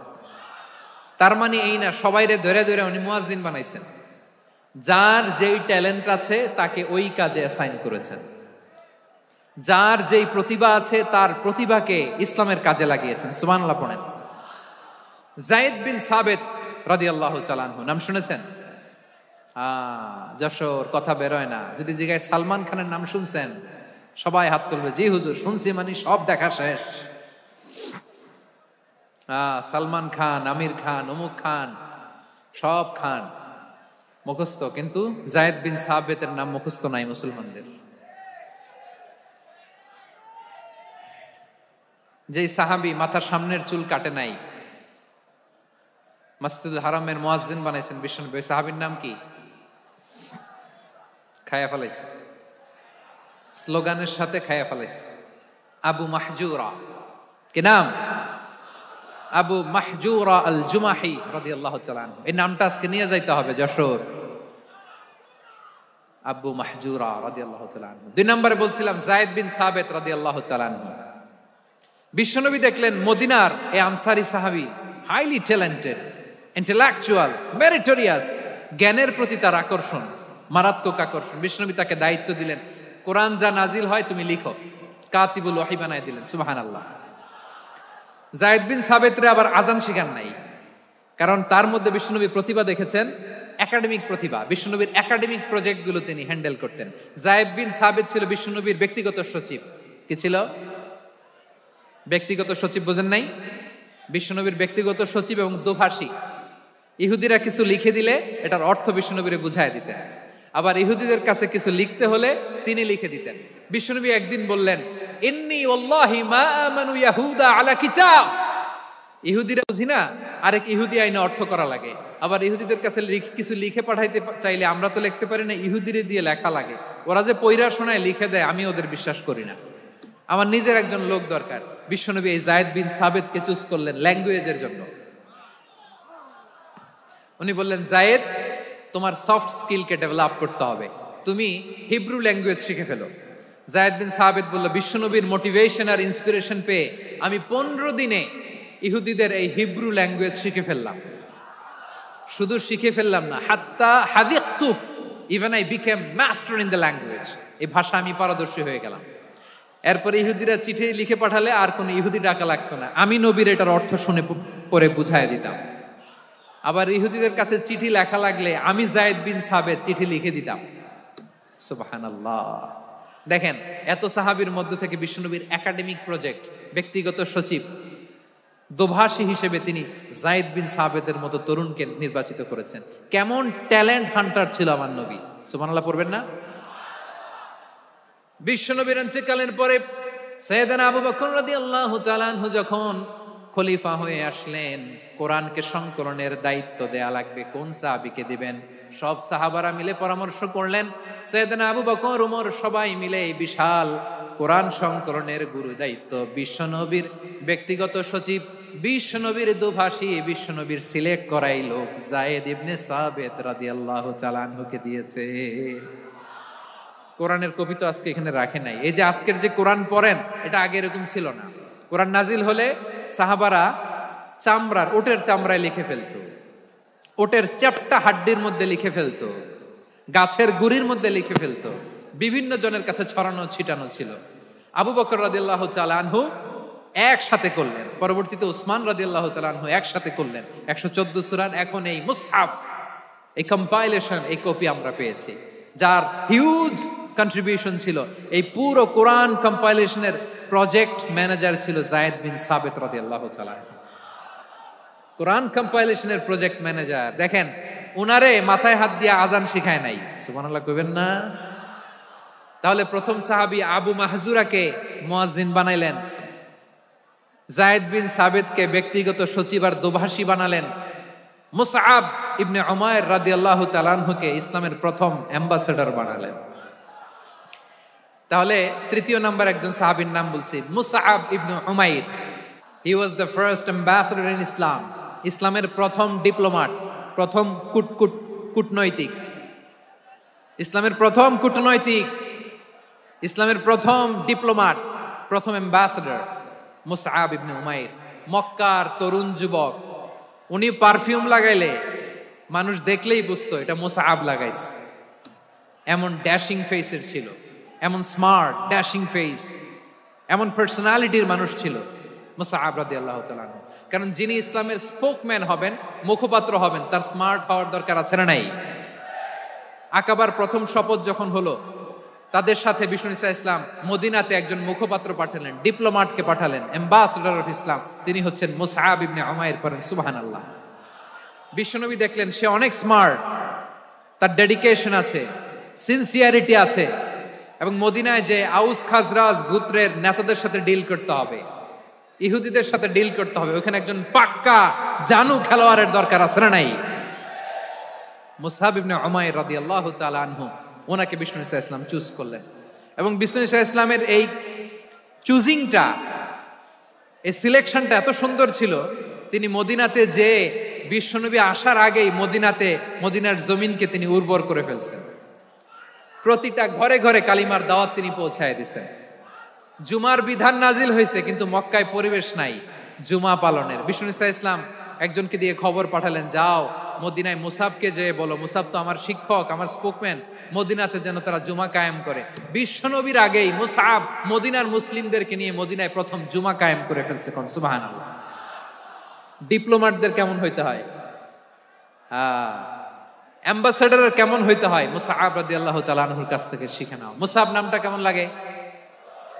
যশোর যাদের সন্তান হবে, ছেলে সন্তান, আমার রাস্তায় পাইলে সবাই জিজ্ঞেস করে, হুজুর একটা নাম দেন, আমার ছেলে হবে। যশোরবাসীর জন্য আমি একটা নাম দিয়ে দিলাম, নাম রাখতে হবে মুসআব। কি নাম? নামটা যাদের ভাল লাগে, ছেলে সন্তান অনাগত আসবে, মনে চাইলে নাম রেখে দিবেন মুসআব রাদিয়াল্লাহু তাআলা আনহুর নামে মুসআব। তাহলে মুসআব রাদিয়াল্লাহু তাআলা আনহুকে বিশ্বনবী ল্যাঙ্গুয়েজ শিখান নাই, সফট স্কিল শিখান নাই। যায়েদ রাদিয়াল্লাহু তিনি হিব্রু ল্যাঙ্গুয়েজ শিখেছেন, সুরিয়ানি শিখেছেন, কিন্তু মুসআবকে তিনি বানিয়েছেন the spokesman of Islam, the first diplomat, the ambassador of Islam. সুবহানাল্লাহ পড়বেন না? আব্দুল্লাহ ইবনে আব্বাস রাদিয়াল্লাহু তাআলা আনহু বিশ্বনবীর কাজিন, চাচাতো ভাই। আবার মাইমুনা রাদিয়াল্লাহু তাআলা আনহু, মাইমুনা নবীর স্ত্রী, তিনি ছিলেন আব্দুল্লাহর আপন খালা। তো নবীর বউ যদি ওনার খালা হয়, নবী তার কি? বুঝে নাই, নবী তার কি? খালু। তাহলে সম্পর্ক অনেক গভীর, কাজিন আবার খালু। ছোট্ট মানুষ, তাই রাতে মাঝে মাঝে ঘরে থাকতো। বিশ্বনবী দেখলেন আব্দুল্লাহ যেহেতু আমার ঘরে ঢুকতে পারে, আব্দুল্লাহরে এই উম্মতের বড় শিক্ষাবিদ বানাইতে হবে। কথা বোঝে নাই? আব্দুল্লাহকে কি বানাইতে হবে? শিক্ষাবিদ, এডুকেটর অফ দিস উম্মা, এই উম্মার শিক্ষাবিদ বানাইতে হবে। তাই আব্দুল্লাহ ইবনে আব্বাসকে বিশ্বনবী হাতে কলমে শিক্ষা দিয়েছেন। ওনাকে বিশ্বনবী হাতে কলমে শিক্ষা দিয়েছেন, যেহেতু উম্মতের শিক্ষাবিদ হবেন, এডুকেটর হবেন। তো বিশ্বনবী রাতে যখন তাহাজ্জুদ পড়তেন, ছোট্ট আব্দুল্লাহ ঘরে থাকতো। বুঝতে পেরেছেন? ছোট্ট মানুষ তো ঘরে থাকতো। তো বিশ্বনবী তাহাজ্জুদের জন্য একবার দাঁড়িয়েছেন, ছোট্ট আব্দুল্লাহ ওযু করে দাঁড়াইছে। আচ্ছা বলেন তো, ইমাম আর মুসল্লি মোট যদি দুইজন হয়, একজন ইমাম একজন মুসল্লি, তো মুসল্লি ইমামের কোন দিকে দাঁড়াবে? ডানে দাঁড়াবে। ছোট্ট আব্দুল্লাহ বুঝে নাই, বিশ্বনবী তাহাজ্জুদ শুরু করেছেন, উনি ইক্তেদা করছেন আর দাঁড়াইছেন বায়ে। কোথায় দাঁড়িয়েছেন? আব্দুল্লাহ বলেন, যখন আমি বায়ে দাঁড়ালাম, আখাযা রাসূলুল্লাহ সাল্লাল্লাহু আলাইহি ওয়াসাল্লাম উযুনি আল ইউমনা ইয়াফতিলুহা, বিশ্বনবী নামাজরত অবস্থায় আমার কান ধরে টেনে আমার ডান দিকে এনে দাঁড় করায় দিলেন। পড়েন সুবহানাল্লাহ। দেখেন, হাতে কলমে শিক্ষা। আর জীবনে ভুল হবে? কথা কয় না, আর ভুল হবে? আর ভুল হবে না। এভাবে বিশ্বনবীর অনেক সঙ্গ পেয়েছেন, সফর করেছেন, একই বাহনে বসেছেন, এক বাহনে বসে লম্বা নসিহত করেছেন, বলেছেন, ইয়া গোলাম ইহফাজিল্লাহ ইয়াহফাজকা, ইহফাজিল্লাহ তাজিদহু তুজাহাক, ইযা সাআলতা ফাসআলিল্লাহ ওয়া ইযা ইসতাআনতা ফাসতাইন বিল্লাহ। আল্লাহর বিধান মানো, আল্লাহর বিধান রক্ষা করো, আল্লাহ তোমায় রক্ষা করবে। আব্দুল্লাহ, চাইতে হলে আল্লাহর কাছে চাও, সাহায্য চাইতে হলে আল্লাহর কাছে সাহায্য চাও। মনে রাখো, গোটা বিশ্বের সবাই যদি তোমার সাহায্য করতে চায়, ততটুকুই করতে পারবে যতটুকু আল্লাহ তোমার নসিবে রেখেছে। গোটা বিশ্ব যদি তোমার বিরুদ্ধে ষড়যন্ত্রে দাঁড়িয়ে যায়, ক্ষতি ততটুকু করতে পারবে যতটুকু তোমার জন্য বরাদ্দ আছে। এর বাইরে কিছু করতে পারবে না। আওয়াজ করে বলেন ঠিক কিনা? এভাবে হাতে কলমে শিখিয়েছেন, বিশ্বনবীর সঙ্গ পেয়েছেন। ওনাকে বিষ্ণু ইসলাম শিক্ষাবিদ, এডুকেটর অফ দিস উম্মাহ হিসেবে সিলেক্ট করেছেন, হাতে কলমে শিখিয়েছেন। বিশ্বনবী একবার প্রকৃতির ডাকে সাড়া দিয়ে এসেছেন। এখন কি করতে হবে? নামাজের জন্য অজু করতে হবে। বিশ্বনবী এসেই দেখেন অজুর বদনায় পানি ভরা, খুশি হয়ে গেলেন, বললেন, কে রেখেছে পানি? একজন বলল, আব্দুল্লাহ রেখেছে। বিশ্বনবী অত্যন্ত খুশি হলেন, খুশি হয়ে একটা দোয়া করলেন, বললেন, আল্লাহুম্মা ফাক্কিহু ফিদ্দীন ওয়া আল্লিমহু তা'ওয়ীল। আল্লাহ, তুমি আব্দুল্লাহকে দ্বীনের বুঝ দিও আর কোরআনের তাফসীর শিক্ষা দিও। বিশ্বনবীর এই দোয়া এমন লাগছে, উনি রাইসুল মুফাসসিরিন, এই পৃথিবীতে যত মুফাসসির ছিল, যত মুফাসসির আসবে, সকল মুফাসসিরের সম্রাট হিসেবে স্বীকৃত হয়েছেন আব্দুল্লাহ ইবনে আব্বাস। বিশ্বনবী ওনারে আজান শিখান নাই, বিশ্বনবী ওনারে ল্যাঙ্গুয়েজ শিখান নাই, বিশ্বনবী ওনারে অ্যাম্বাসেডর বানান নাই, হাতে কলমে শিক্ষা দিয়েছেন। ছোট্ট মানুষ, বিশ্বনবী ইন্তেকাল করলেন, আবু বকরের সময় গেল, ওমরে ফারুকের খেলাফত, তখনও তিনি তরুণ। ওমরে ফারুক রাদিয়াল্লাহু তাআলা আনহু ওনার ক্যাবিনেট মিনিস্ট্রির বৈঠকে এ আব্দুল্লাহ ইবনে আব্বাসকে পাশ দিয়ে বসায় রাখতেন। বয়স্ক সাহাবারা এটা পছন্দ করতো না। তারা বলতো, ঘটনা কি? আব্দুল্লাহর মতো ছেলে নাতি আমাদের আছে, এরা কেন রাখে ওমরে ফারুক? ওমরে ফারুক এটা টের পেলেন, তিনি বুঝতে পারলেন যে ক্যাবিনেট মেম্বাররা এটা পছন্দ করে না, ছোট্ট আব্দুল্লাহরা কেন রাখি, কেন যে রাখি, এটা একদিন বুঝাবো। একদিন মিটিং এ তিনি সবাইকে বললেন, ইদা জাআ নাসরুল্লাহি ওয়াল ফাতহ। এই আয়াত দ্বারা উদ্দেশ্য কি বলেন তো মুরব্বী সাহাবীরা? এক সাহাবী বলেন, এই সূরা দ্বারা উদ্দেশ্য, আল্লাহ বলেছেন আমাদেরকে বিভিন্ন ল্যান্ড, বিভিন্ন এলাকা বিজয় করতে হবে। ওমরে ফারুক বললেন, না, হয়নি। আরেকজন বললেন, বিজয় হওয়ার পর আমাদের বেশি বেশি আল্লাহর বরত্বের ঘোষণা দিতে হবে, এটা উদ্দেশ্য। ওমরে ফারুক বললেন, না হয় নাই। যারা জিজ্ঞেস করেন কেউ পারে না। সব শেষে বিশ্বনবী ছোট্ট আব্দুল্লাহরে বলেন, আব্দুল্লাহ, ইদা জা নাসরুল্লাহি ওয়াল ফাত, এর দ্বারা উদ্দেশ্য কি বলো তো? ছোট্ট আব্দুল্লাহ বলেন, হুয়া আজালু রাসূলিল্লাহ, এই আয়াত দ্বারা বিশ্বনবীর বিদায়কে উদ্দেশ্য নেওয়া হয়েছে। ওমরে ফারুক বললেন, হাযা হুয়া, এটাই তো সঠিক উত্তর, এটাই সঠিক তাফসীর এই আয়াতের। কারণ ইদা জা নাসরুল্লাহি ওয়াল ফাত, যখন আল্লাহর সাহায্য আর বিজয় আসবে, ওয়া রাআইতান নাসা ইয়াদখুলুনা ফি দীনিল্লাহি আফওয়াজা, আপনি দেখবেন দলে দলে ঢলে ঢলে বানের পানির মতো মানুষ ইসলামের দিকে ঢুকতেছে, ইসলামের বিজয় হয়েছে। তো ইসলামের বিজয়ের মিশন নিয়ে নবী আসছে, বিজয়ী যখন হয়ে গেছে এখন তো নবীর বিদায় হবে। জোরে বলেন ঠিক কিনা? কোন সাহাবী এই সূক্ষ্ম কথাটা ধরতে পারে নাই, ওই আব্দুল্লাহ ছাড়া। আব্দুল্লাহ যখন উত্তর দিছে, সব সাহাবীদের টনক নড়েছে। এরপর থেকে কোন ক্যাবিনেট মিটিং এ আর কোন সাহাবারা কোনো প্রশ্ন করে নাই, আওয়াজ করে পড়েন সুবহানাল্লাহ। বিশ্বনবী আব্দুল্লাহ ইবনে আব্বাসকে দ্য এডুকেটর অফ দ্য উম্মাহ, উম্মার শিক্ষাবিদ হিসেবে গ্রহণ করেছেন। আওয়াজ করে পড়তে হবে আল্লাহু আকবার। সাহাবীদের নামগুলো মনে থাকবে? 1 নম্বরে আবু মাহজুরা, মুয়াজ্জিন বানাইছেন। যায়েদ ইবনে সাবিত, দোভাষী, ট্রান্সলেটর অফ প্রফেট, এবং তিনি ছিলেন বিশ্বনবীর ব্যক্তিগত সচিব। মুসআব ইবনে উমাইর, the first ambassador and diplomat of Islam. আব্দুল্লাহ ইবনে আব্বাস, এই উম্মার সবচেয়ে বড় এডুকেটর, শিক্ষাবিদ। আরেকজন ছিল আব্দুল্লাহ ইবনে মাসউদ রাদিয়াল্লাহু তাআলা। 2 আব্দুল্লাহ, আব্বাস গেল, আরেকজন হচ্ছে মাসউদ। মক্কার তরুণ, ছাগল পালতো মুশরিকের বিশ্বনবী আর আবু বকর রাদিয়াল্লাহু তাআলা আনহু একবার গেলেন, যে দেখে এই তরুণ দাঁড়ায় আছে। বিশ্বনবী বলেন, আমি খুব ক্ষুধার্ত, তোমার কাছে কি দুধ আছে ছাগলের? আব্দুল্লাহ ইবনে মাসউদ বলে, আছে। ওয়ালাকিন আনা মু'তামান, কিন্তু যে দুধ আছে এটা আমানতের, আমি দিতে পারবো না। বিশ্বনবী এইটা শুনেই তার টার্গেট করে ফেলছে। আনা মু'তামান, দুধ আছে কিন্তু এটা আমার মালিকের, আমি তো দরদ দেখাই আমার মালিকের দুধ, আপনি পথিক, আপনারে দিতে পারি না। বিশ্বনবী টার্গেট করে ফেলছেন, এরে আমার কাজে লাগাইতে হবে। বিশ্বনবী বললেন, আচ্ছা ঠিক আছে, দুধ দিও না, কিন্তু এমন ছাগি আছে কিনা যেই ছাগির সাথে কোনো ছাগলের মিলন হয় নাই, তার ওলানে দুধও আসে নাই, বাচ্চাও নাই, এরকম ছাগির থেকে যদি আমি দুধ খাই তাহলে তো সমস্যা নাই। বলতেছে, এরকম ছাগির থেকে দুধ খাইলে সমস্যা নাই, কারণ এরকম ছাগির ওলান থেকে দুধ আসবেও না। বলতেছে, ঠিক আছে, এরকম একটা ছাগি নিয়ে আস। নিয়ে আসা হলো। বিশ্বনবী বিসমিল্লাহ বলে ওই ছাগির ওলানে হাত দিলেন। হাত দিতে দেরি, পুরো ওলানটা দুধে ভরে যেতে দেরি হয় না। বিশ্বনবী আর আবু বকর রাদিয়াল্লাহু তাআলা আনহু দহন করে পেট ভরে খেলেন। এই দৃশ্য আব্দুল্লাহ ইবনে মাসউদের হৃদয়ে দাগ কাটলো। এই মুজিজা দেখে তিনি বললেন, আশহাদু আল্লা ইলাহা ইল্লাল্লাহ ওয়া আশহাদু আন্না মুহাম্মাদুর রাসূলুল্লাহ। তিনি ষষ্ঠ মুসলিম ছিলেন, 6 নম্বর মুসলমান। ওনাকে টার্গেট করে বিশ্বনবী দেখলেন এমন ইন্টেলেকচুয়াল ব্রেন, উনি সূক্ষ্ম সূক্ষ্ম জিনিস বুঝে বেশি, ফিকহি জ্ঞান ওনার মধ্যে বেশি। বিশ্বনবী ওনাকে কোরআনের জ্ঞান শিক্ষা দিতে লাগলেন। উনি বিশ্বনবী সবার কাছে কোরআন শোনায়, কিন্তু বিশ্বনবী নিজে আব্দুল্লাহ ইবনে মাসউদের কাছ থেকে কোরআন শুনতো। বিশ্বনবী একবার বললেন, ইকরা আলাইয়া ইয়া মাসউদ, ইবনে মাসউদ একবার শোনাও তো কোরআন দেখি। আব্দুল্লাহ ইবনে মাসউদ বলে, আকরাউ আলাইকা ওয়া আলাইকা উনজিল, নবী আপনার উপর কোরআন নাজিল হয় আর আমি আপনার সামনে কোরআন পড়বো।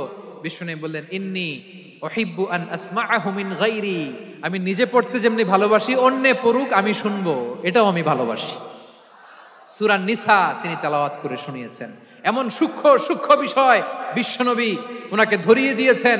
উনি হয়ে গিয়েছেন, আব্দুল্লাহ ইবনে আব্বাস হয়েছেন রাইসুল মুফাসসিরিন, উনি হয়ে গিয়েছেন ফাকিহুল উম্মাহ।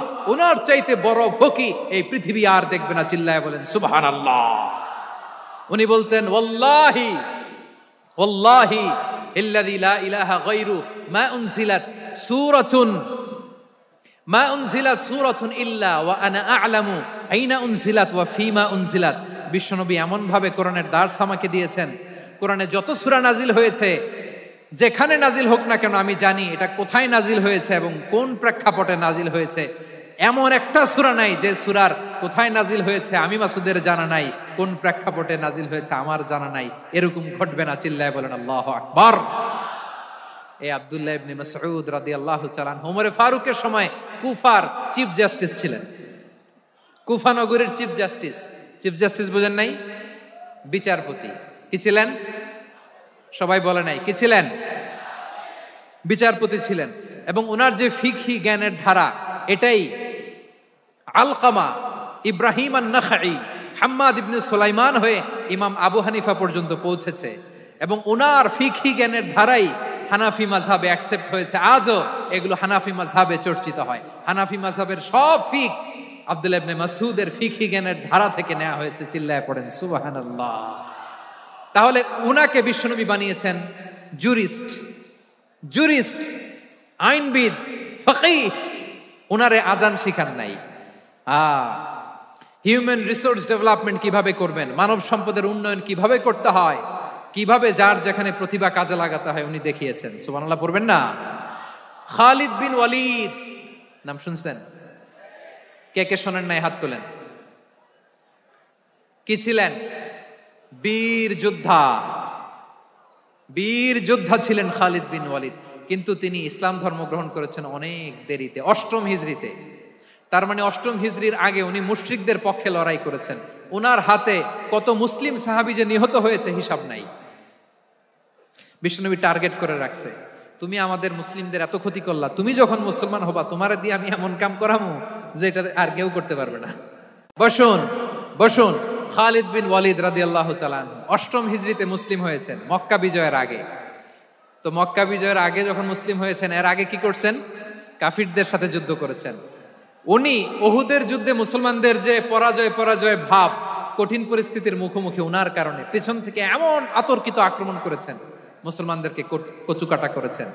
8ম হিজরিতে আল্লাহ তাআলা হেদায়েতের নূর দিয়ে ওনার হৃদয়টাকে উজালা করে দিলেন। লা ইলাহা এটা এমন বাণী যার হৃদয়ে একবার টাচ খাবে, এইটা থেকে সে আর পালিয়ে বেড়াতে পারে। ঝিনুকের ভেতর লুকিয়ে থাকে যেমন মতি, ঝিনুকের ভেতর লুকিয়ে থাকে যেমন মতি, কলমা শাহাদাতে আছে আল্লাহর জ্যোতি, কলমা শাহাদাতে আছে আল্লাহর জ্যোতি। ঠিক কিনা বলেন? মক্কা বিজয়ের আগে মুসলিম হলেন, হওয়ার পরেই বিশ্বনবীর টার্গেট ফুলফিল হলো। ওই যে টার্গেট করে রেখেছেন আর দোয়া করেছেন, খালিদ বিন ওয়ালিদ যদি মুসলিম হয় তাকে আমি মিলিটারি চিফ বানাবো। ওনাকে আজান শিখান নাই, ওনারে কান ধইরা নামাজের এই মাথা থেকে ওই মাথা আনান নাই, ফিকহি কোরআনের সূক্ষ্ম তাফসীর ওনারে শিখান নাই, অ্যাম্বাসেডর বানান নাই। বিষ্ণু ইসলাম উনাকে সামরিক অভিযানে প্রেরণ করেছেন।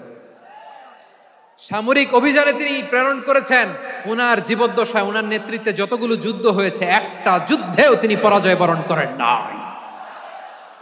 ওমরে ফারুকের সময়কালে তিনি চিফ অফ মুসলিম মিলিটারি মানে মুসলিম সেনাপতি হয়েছেন। যশোর আওয়াজ করো, ঠিক কিনা বলো? সেনাপতি, মুসলিম সেনাপতি। তাহলে কিভাবে হিউম্যান রিসোর্স ব্যবহার করতে হয় গোটা বিশ্ব আমার নবীর কাছ থেকে শিখে নাও। খালিদ বিন ওয়ালিদ, ওনাকে বিশ্বনবী একটা উপাধি দিয়েছেন। উপাধিটা হচ্ছে সাইফুল্লাহিল মাসলুল, আল্লাহর নাঙ্গা তরবারি, আল্লাহর খোলা তরবারি, দ্য ওপেন সোর্ড অফ আল্লাহ। খালিদ বিন ওয়ালিদ মুসলিম সেনাপতি। হাসান বিন সাবেত নাম শুনছেন? দেখি উনি কি ছিল বলেন। রাসূলের সভা কবি, কালচারাল হিজিমনিকে ডিফিট করার জন্য। উনি ভালো অস্ত্র চালানো জানতেন না, ওই কাজে উনি যেতেন না। ওনার ছিল কাব্য প্রতিভা। কাফিররা কবিতা দিয়ে নবীকে গালি দিত। বিশ্বনবী বলতেন, ইয়া হাসান আজিব আন রাসূলিল্লাহ, তুমি নবীর হয়ে কাফেরদের এই কথাগুলোর জবাব দাও। বিশ্বনবীর একটা মিম্বার ছিল। বিশ্বনবীর মিম্বারের পাশাপাশি মসজিদে নববীতে এই হাসান বিন সাবেতের জন্য বিশ্বনবী একটা স্পেশাল মিম্বার বানিয়ে দিয়েছেন। এখান থেকে তুমি জবাব দাও। এবং বিশ্বনবী বলেছেন, আল্লাহুম্মা আইয়িদহু বিরূহিল কুদুস। আল্লাহ, হাসান আমার পক্ষে জবাব দেয়, তুমি জিব্রাইল মারফত তাকে সাহায্য পাঠাইয়া দিও। রাসূল সাল্লাল্লাহু আলাইহি ওয়াসাল্লামের সভা কবি, the poet of the prophet, নবীর কবি। উনি কবিতা দিয়ে এমন উচ্চাঙ্গের ভাষায় কবিতা দিয়ে তিনি জবাব দিতেন, কাফিরদের গা শিহরে যেত, তাদের হৃদয়ে আগুন ধরে যেত। তাহলে এরকম কবিরও দরকার আছে না নাই? এখন যাকে আল্লাহ দিছে কাব্য প্রতিভা, এরা যদি আপনি যুদ্ধের ময়দানে পাঠান হবে? যারে দিছে সুরেলা গলা, এরা যদি অ্যাম্বাসেডর বানান হবে না। হাসান বিন সাবেত ছিলেন বিষ্ণু ইসলামের কবি। হুযায়ফা ইবনুল ইয়ামান বিশ্বনবীর গোয়েন্দা বিভাগের প্রধান। কিসের প্রধান?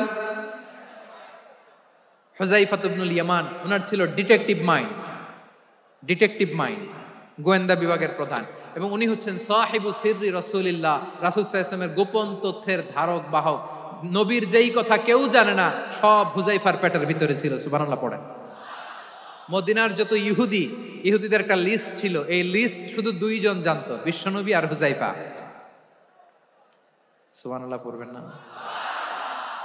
তাহলে উনাকে কোন দায়িত্ব দিছে? কোন বিভাগ?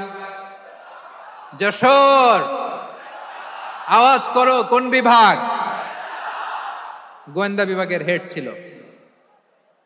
খন্দকের যুদ্ধে প্রচন্ড আজকের মতো শৈত্য প্রবাহ, মাটি খনন করতে করতে সাহাবীদের পেটে ক্ষুধা নাই, দাঁড়াইতে পারে না নামাজের জন্য, এত ক্লান্ত, ক্ষুধা, ক্লান্ত, শ্রান্ত। বিশ্বনবী বললেন, কে আছো? এই কঠিন শীত, এই ভয় আর ক্ষুধার মধ্যেও খন্দকের পরীক্ষার টপকে শত্রু শিবিরে যে আমাকে তথ্য দিবা, কে আছো? কারো গায়ে শক্তিই নাই যে দাঁড়াবে, কেউ দাঁড়ায় না। বিশ্বনবী তখন নিজে হুযাইফাকে ডাক দিলেন, হুযাইফা, যে আমাকে আজকে শত্রু শিবিরের তথ্য এনে দিবে সে জান্নাতে আমার মোরাফাকা, আমার সঙ্গী হবে। হুযাইফা রাদিয়াল্লাহু ইবনুল ইয়ামান জীবনের ঝুঁকি নিয়ে এই ক্ষুধা, শৈত্য প্রবাহ, কোল্ড ওয়েভসকে উপেক্ষা করে পরীক্ষা টপকে শত্রু শিবিরে যে সবার কথাগুলো চুপে চুপে শুনে বিশ্বনবীর দরবারে এসে গোয়েন্দাদের মতো তথ্য সরবরাহ করেছে। বিশ্বনবীর গোয়েন্দা বিভাগের প্রধান হুযাইফা ইবনুল ইয়ামান ইন্টেলিজেন্স বিভাগ চালাতেন। মুনাফিকদের নাম ওনার কাছে ছিল। মুআয ইবনে জাবাল মদিনা রাষ্ট্রের সবচেয়ে সিনিয়র আমলা ছিলেন। আমলাতন্ত্র চিনেন তো? প্রশাসনিক কাজ যারা চালায়, অ্যাডমিনিস্ট্রেশন বুঝেন না?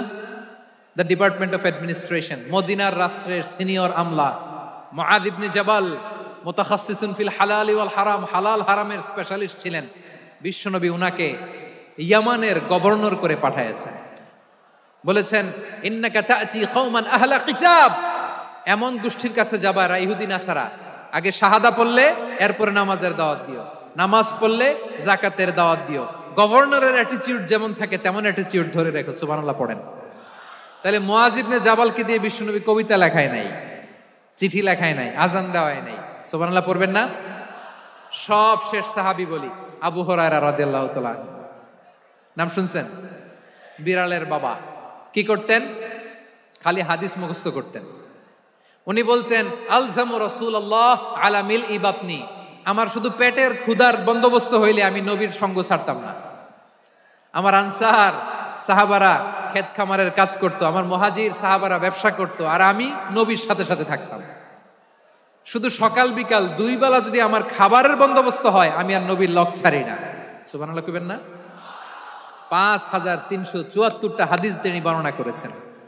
সবচেয়ে বেশি হাদিস বর্ণনাকারী সাহাবী। হাদিস প্রিজার্ভেশনের কাজে বিশ্বনবী ওনাকে কাজে লাগিয়েছেন। উনি একদিন বলেন, ইয়া রাসূলুল্লাহ আসমাউ মিনকা কাসীরান ফালা আহফাজু, নবী অনেক কথা শুনি আমার মনে থাকে না। বিষ্ণু বললেন, তাই? উবসুত রিদাক, তোমার চাদরটা বিছাও। আবু হুরায়রা বিছালেন, বিশ্বনবী হাত বুলায় দিলেন, এরপরে অনেক হাদিস বর্ণনা করলেন। আবু হুরায়রা বলে, তারপর থেকে বিশ্বনবী যাই বর্ণনা করে আমি শুনি আর একটাও বলি না। এখন সুবহানাল্লাহ। বিশ্বনবী ওনাকে হাদিস প্রিজার্ভেশন, নবীর এই যে লক্ষ্য হাদিস প্রিজার্ভেশনের এই দায়িত্ব দিয়েছেন সাইয়েদনা আবু হুরায়রা রাদিয়াল্লাহু তাআলা আনহুকে। প্রিয় ভাইরা, তাহলে 10 জন সাহাবীর কথা যে বললাম, আপনারা কি খেয়াল করেছেন কত বড় ট্যালেন্ট হান্টার, চৌকস ট্যালেন্ট হান্টার ছিল আমার নবী।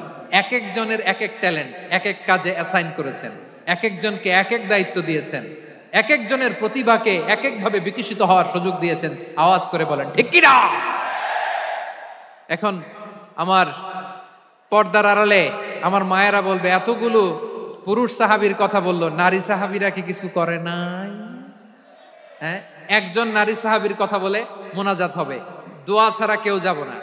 রুফাইদা আল আসলামিয়া রাদিয়াল্লাহু তাআলা আনহা, ওনার বাবার নাম সাআদ আল আসলামি। বিশ্বনবী কি খেয়াল করলেন দেখেন, সাআদ ছিল মদিনার বড় ডাক্তার। এই নারী সাহাবী রুফাইদা বাবার কাছ থেকে চিকিৎসা বিদ্যা শিখেছেন। যখন শিখছে বিশ্বনবী দেখলেন, আমার তো প্রতি সপ্তাহে সপ্তাহে যুদ্ধে আহত সাহাবীদের সেবা দিবে কে? বিশ্বনবী রুফাইদাকে বললেন, রুফাইদা তুমি মসজিদে নববীর পাশে একটা মেডিকেল ক্যাম্প করো। এই যে সাকিনা আদ্দিন মেডিকেলের আমার ছাত্রী বন্ধুরা শুনে রাখো, তোমাদের আইকন হচ্ছে এই রুফাইদা আল আসলামিয়া। বিশ্বনবীর ডিরেকশন অনুযায়ী তিনি মসজিদে নববীর পাশে একটা মেডিকেল ক্যাম্প করলেন এবং আহত সাহাবাদের চিকিৎসা উনি ওনার টিম নিয়ে দিতেন। বিশ্বনবীর পরামর্শে উনি আনসারি এবং মুহাজির মহিলা সাহাবীদেরকে নিয়ে একটা স্পেশাল মেডিকেল টিম গঠন করলেন। খায়বার যুদ্ধে 7ম হিজরিতে যখন বিশ্বনবী যায়, উনি ওনার টিম নিয়ে আসলেন, বললেন, ইয়া রাসূলুল্লাহ, আমরা তো তলোয়ার চালাতে পারি না, আমরা তো তীর মারতে পারি না, দেন খায়বার অভিযানে আমি আমার টিম নিয়ে মেডিকেল টিমের সেবাটা সার্ভিসটা দিতে চাই। পড়েন সুবহানাল্লাহ। বিশ্বনবী অনুমতি দিলেন, যোদ্ধা সাহাবীদের সাথে রুফাইদা আল আসলামিয়া উনিও মেডিকেল টিম নিয়ে অগ্রসর হলেন। খায়বারের প্রতিটা আহত ইনজুর্ড সাহাবী যারা ইনজুরি শিকার হয়েছেন সবাই রুফাইদা আল আসলামিয়ার এই মেডিকেল ক্যাম্প থেকে চিকিৎসা সহায়তা পেয়েছেন। সুবহানাল্লাহ পড়েন। দেখেন কিভাবে বিশ্বনবী ট্যালেন্ট বাছাই করতেন। আপনি অবাক হবেন, বাহরাইনের মেডিকেল ইউনিভার্সিটিতে রুফাইদা আল আসলামিয়া মেডিকেল প্রাইজ অ্যাওয়ার্ড প্রতি বছর দেয়া হয়। যদি 8 দিনের এই মেডিকেল আমার বোনেরা যদি জেনে থাকো জানো, না হলে নতুন করে জানো, সার্চ দিও, রুফাইদা আল আসলামিয়া মেডিকেল অ্যাওয়ার্ড বাহরাইনের ইউনিভার্সিটিতে দেয়া হয়। প্রিয় ভাইয়েরা, তাহলে আলোচনার সামারি আমরা করি। বিশ্বনবী যার যেখানে ট্যালেন্ট তাকে ওইখানে কাজে লাগাতেন। আওয়াজ করে বলেন ঠিক কিনা? এবার একটা ইন্টারভিউ হবে, আওয়াজ করে বলেন, আবু মাহজুরাকে বিশ্বনবী কি বানাইছেন? হ্যাঁ, ভুলে গেছেন? সামনের চুলে হাত দিয়ে বিশ্বনবী কি সুন্দর গলায় আজান শিখালেন। মুয়াজ্জিন। যায়েদ বিন সাবিতকে একাডেমিক প্রজেক্টের দায়িত্ব দিয়েছেন, তিনি ছিলেন বিশ্বনবীর দোভাষী ব্যক্তিগত সচিব। মুসাব ইবনে Umair, the first ambassador of Islam. Abdullah ইবনে আব্বাস, উম্মার বড় শিক্ষাবিদ মুফাসসির। আব্দুল্লাহ ইবনে মাসউদ, আব্দুল্লাহ ইবনে মাসউদ ছিলেন জুরিস্ট। কি ছিলেন? জুরিস্ট ছিলেন, এই উম্মার সবচেয়ে বড় জুরিস্ট। খালিদ বিন ওয়ালিদ, সেনাপ্রধান। হাসান বিন সাবিত, হাসান বিন সাবিত ছিলেন বিশ্বনবীর সভাকবি। কি ছিলেন? বিশ্বনবীর সভাকবি ছিলেন। এরপরে হুযায়ফা ইবনুল ইয়ামান কি ছিলেন? গোয়েন্দা বিভাগের প্রধান। মুআয ইবনে জাবাল কি ছিলেন? সিনিয়র আমলা, ইয়ামানের গভর্নর। আবু হুরায়রা রাদিয়াল্লাহু তাআলা আনহু হাদিস প্রিজার্ভেশনের কাজ করেছেন। আর আমাদের রুফাইদা আল আসলামিয়া রাদিয়াল্লাহু তাআলা আনহা কি ছিলেন? নার্স ছিলেন, নার্স হয়ে মেডিকেল সেবা দিয়েছেন। প্রিয় ভাইয়েরা, পুরো আলোচনার যদি সামারি করি তাহলে বিশ্বনবী যেভাবে হিউম্যান রিসোর্সকে ম্যানেজ করেছেন, যার যেখানে প্রতিভা কাজে লাগিয়েছেন, আমরাও যদি করি আমাদের বাংলাদেশের চিত্র আমরা পাল্টে দিতে পারবো। আমরা শুরুতে শুনেছি মানুষের আছে অসীম সম্ভাবনা, প্রতিটা মানুষ অনন্য, যত্ন নিলে, যথাযথ পরিচর্যা করলে মানুষ বিশ্ব জয় করতে পারে। ঠিক কিনা? আমাদের হাফেজে কোরআনের সামনে দাঁড়াতে পারে এমন কোন হাফেজে কোরআন আল্লাহর জমিনে জন্ম হয় না। গোটা বিশ্ব কাঁপিয়ে তারা সেরা, আমাদের ক্রিকেটাররা সেরা, আমাদের তৈরি পোশাক শিল্প সেরা। এরকম অনেক অনেক সেরা জিনিস আছে, আমরা এগুলোরে নার্চারিং করতে পারি নাই, পরিচর্যা করতে পারি নাই, সঠিক তারবিয়াতের অভাব। তাহলে মানুষের অসীম সম্ভাবনাকে কাজে লাগাতে হবে। ঠিক কিনা বলেন? ইউনুস গভর্নমেন্টকে আমি বলবো, অল্প সময়ের জন্য আপনারা এসেছেন, সংস্কারও করতে হবে, আবার নির্বাচনও করতে হবে। সব সংস্কার হতে করতে পারবেন না, যতটুকু পারবেন এর মধ্যে আমাদের যে হিউজ ম্যান পাওয়ার, আমাদের যে মানব সম্পদ, হিউম্যান রিসোর্স, এটাকে ডেভেলপ করে আপনাদের যেতে হবে। যেটা পারবেন না সেটাকে পরবর্তী নির্বাচিত গভর্নমেন্টের কাছে রেখে যেতে হবে, যে তারা যেন করে, তাদের কাছে আপনারা এটা রেখে যাবেন। তাহলে মানুষ চাইলে বিশ্ব জয় করতে পারে। আর মানুষকে হারাতে পারে কেউ? জোরে বলো যশোর, মানুষকে হারাতে পারে কেউ? আল্লাহ আমাদেরকে জনসংখ্যা দিয়েছেন। প্রিয় ভাইয়েরা, এই জনসংখ্যা অনেক বড় সম্পদ, এটা আমাদের জন্য অভিশাপ নয়, আশীর্বাদ।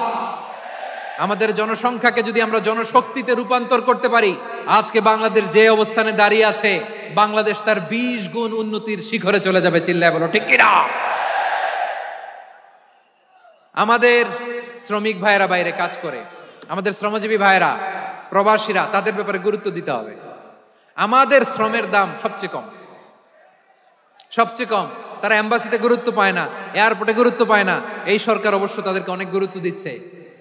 আমাদের অদক্ষ শ্রমিককে যখন আমরা দুবাই পাঠাই অল্প বেতন পায়, কিন্তু ইন্ডিয়ানরা দক্ষ শ্রমিক পাঠাইলে তার 3 গুণ বেতন পায়। আমরা আমাদের শ্রমিকদেরকে অদক্ষ ভাবে আর পাঠাতে চাই না, দক্ষ শ্রমিক পাঠিয়ে আমরা রেমিটেন্সের বন্যা বইয়ে দেব। আমাদের শ্রমিকদের পাঠানো রেমিটেন্সের টাকায় সচল থাকে আমার দেশের অর্থনীতির চাকা। তাদেরকে সবচেয়ে গুরুত্ব দিতে হবে। আমরা পেয়েছি ফ্রিডম ফাইটার, মুক্তিযোদ্ধা, আর আমার প্রবাসী ভাইরা হচ্ছে রেমিটেন্স ফাইটার। জোরে বলো ঠিক কিনা? তাহলে আমাদের এই জনশক্তিকে জনসম্পদে ট্রান্সফর্ম করতে হবে, ঠিক কিনা বলেন? সরকার জনগণকে এভাবে পলিশ করতে হবে। মা বাবারা ছেলে মেয়েদের মধ্যে কার কোন যোগ্যতা তাকে ওইভাবে কাজে লাগাতে হবে। সবার এ প্লাস পাওয়ার কোনো দরকার নাই। আমাদের দেশে একটা টেন্ডেন্সি আছে, পরীক্ষায় এ প্লাস না পাইলে কই তুই কি করলি, পাশের বাড়ির ছেলে এ প্লাস পাইছে, যা ওর পা ধোয়া পানি খা। কি খা? তা আমি ভাবছি যে পা ধোয়া, এ প্লাস পাওয়া ছেলেদের পা ধোয়া পানির একটা পানির ব্র্যান্ড বানাইতে হবে। এরকম লেখা থাকবে, এ প্লাস পাওয়া ছেলেদের পা ধোয়া পানি। খাওয়া নাই, এগুলার খাওয়া নাই। ওরে আল্লাহ এ প্লাস পাওয়ার জন্য বানাইছে, আর আপনার ছেলেকে এই এ প্লাস গুলারে নিয়ন্ত্রণ করার জন্য আল্লাহ বানাইছে।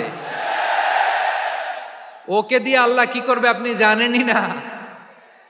একটা এ প্লাস, একটা এ গ্রেড একটা মানুষের জীবনকে ঠিক করে দিতে পারে না। আপনার ছেলেকে আল্লাহ অন্যদিকে যোগ্যতা দিয়েছে। ওদের মনোবল ভাঙবেন না, খবরদার খবরদার। ছেলে মেয়েদের মনোবল ভাঙবেন না।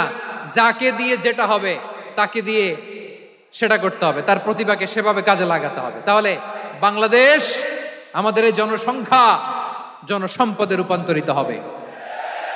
আমাদের সরকারের তত্ত্বাবধানে আমাদের 18 কোটি জনগণ দক্ষ জনশক্তিতে রূপান্তরিত হোক। আমরা চাই কি চাই না?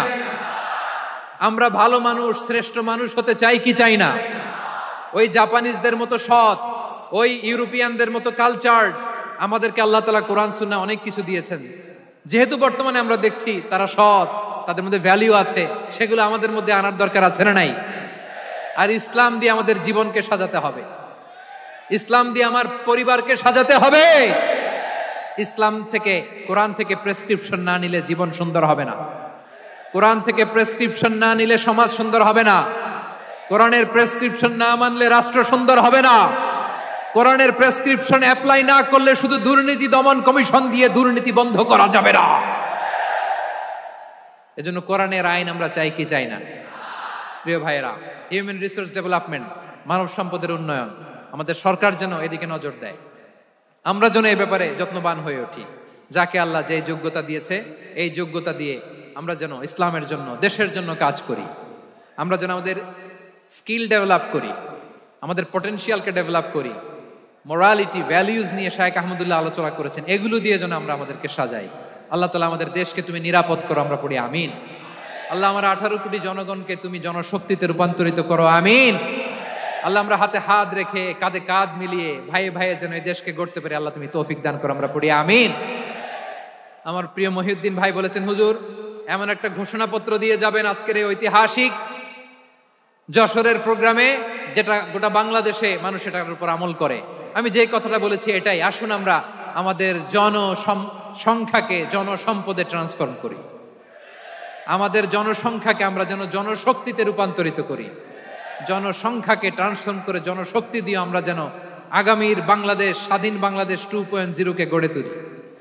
আল্লাহ তাআলা আমাদের সবাইকে কথাগুলো বোঝার, আমল করার তৌফিক দান করুন।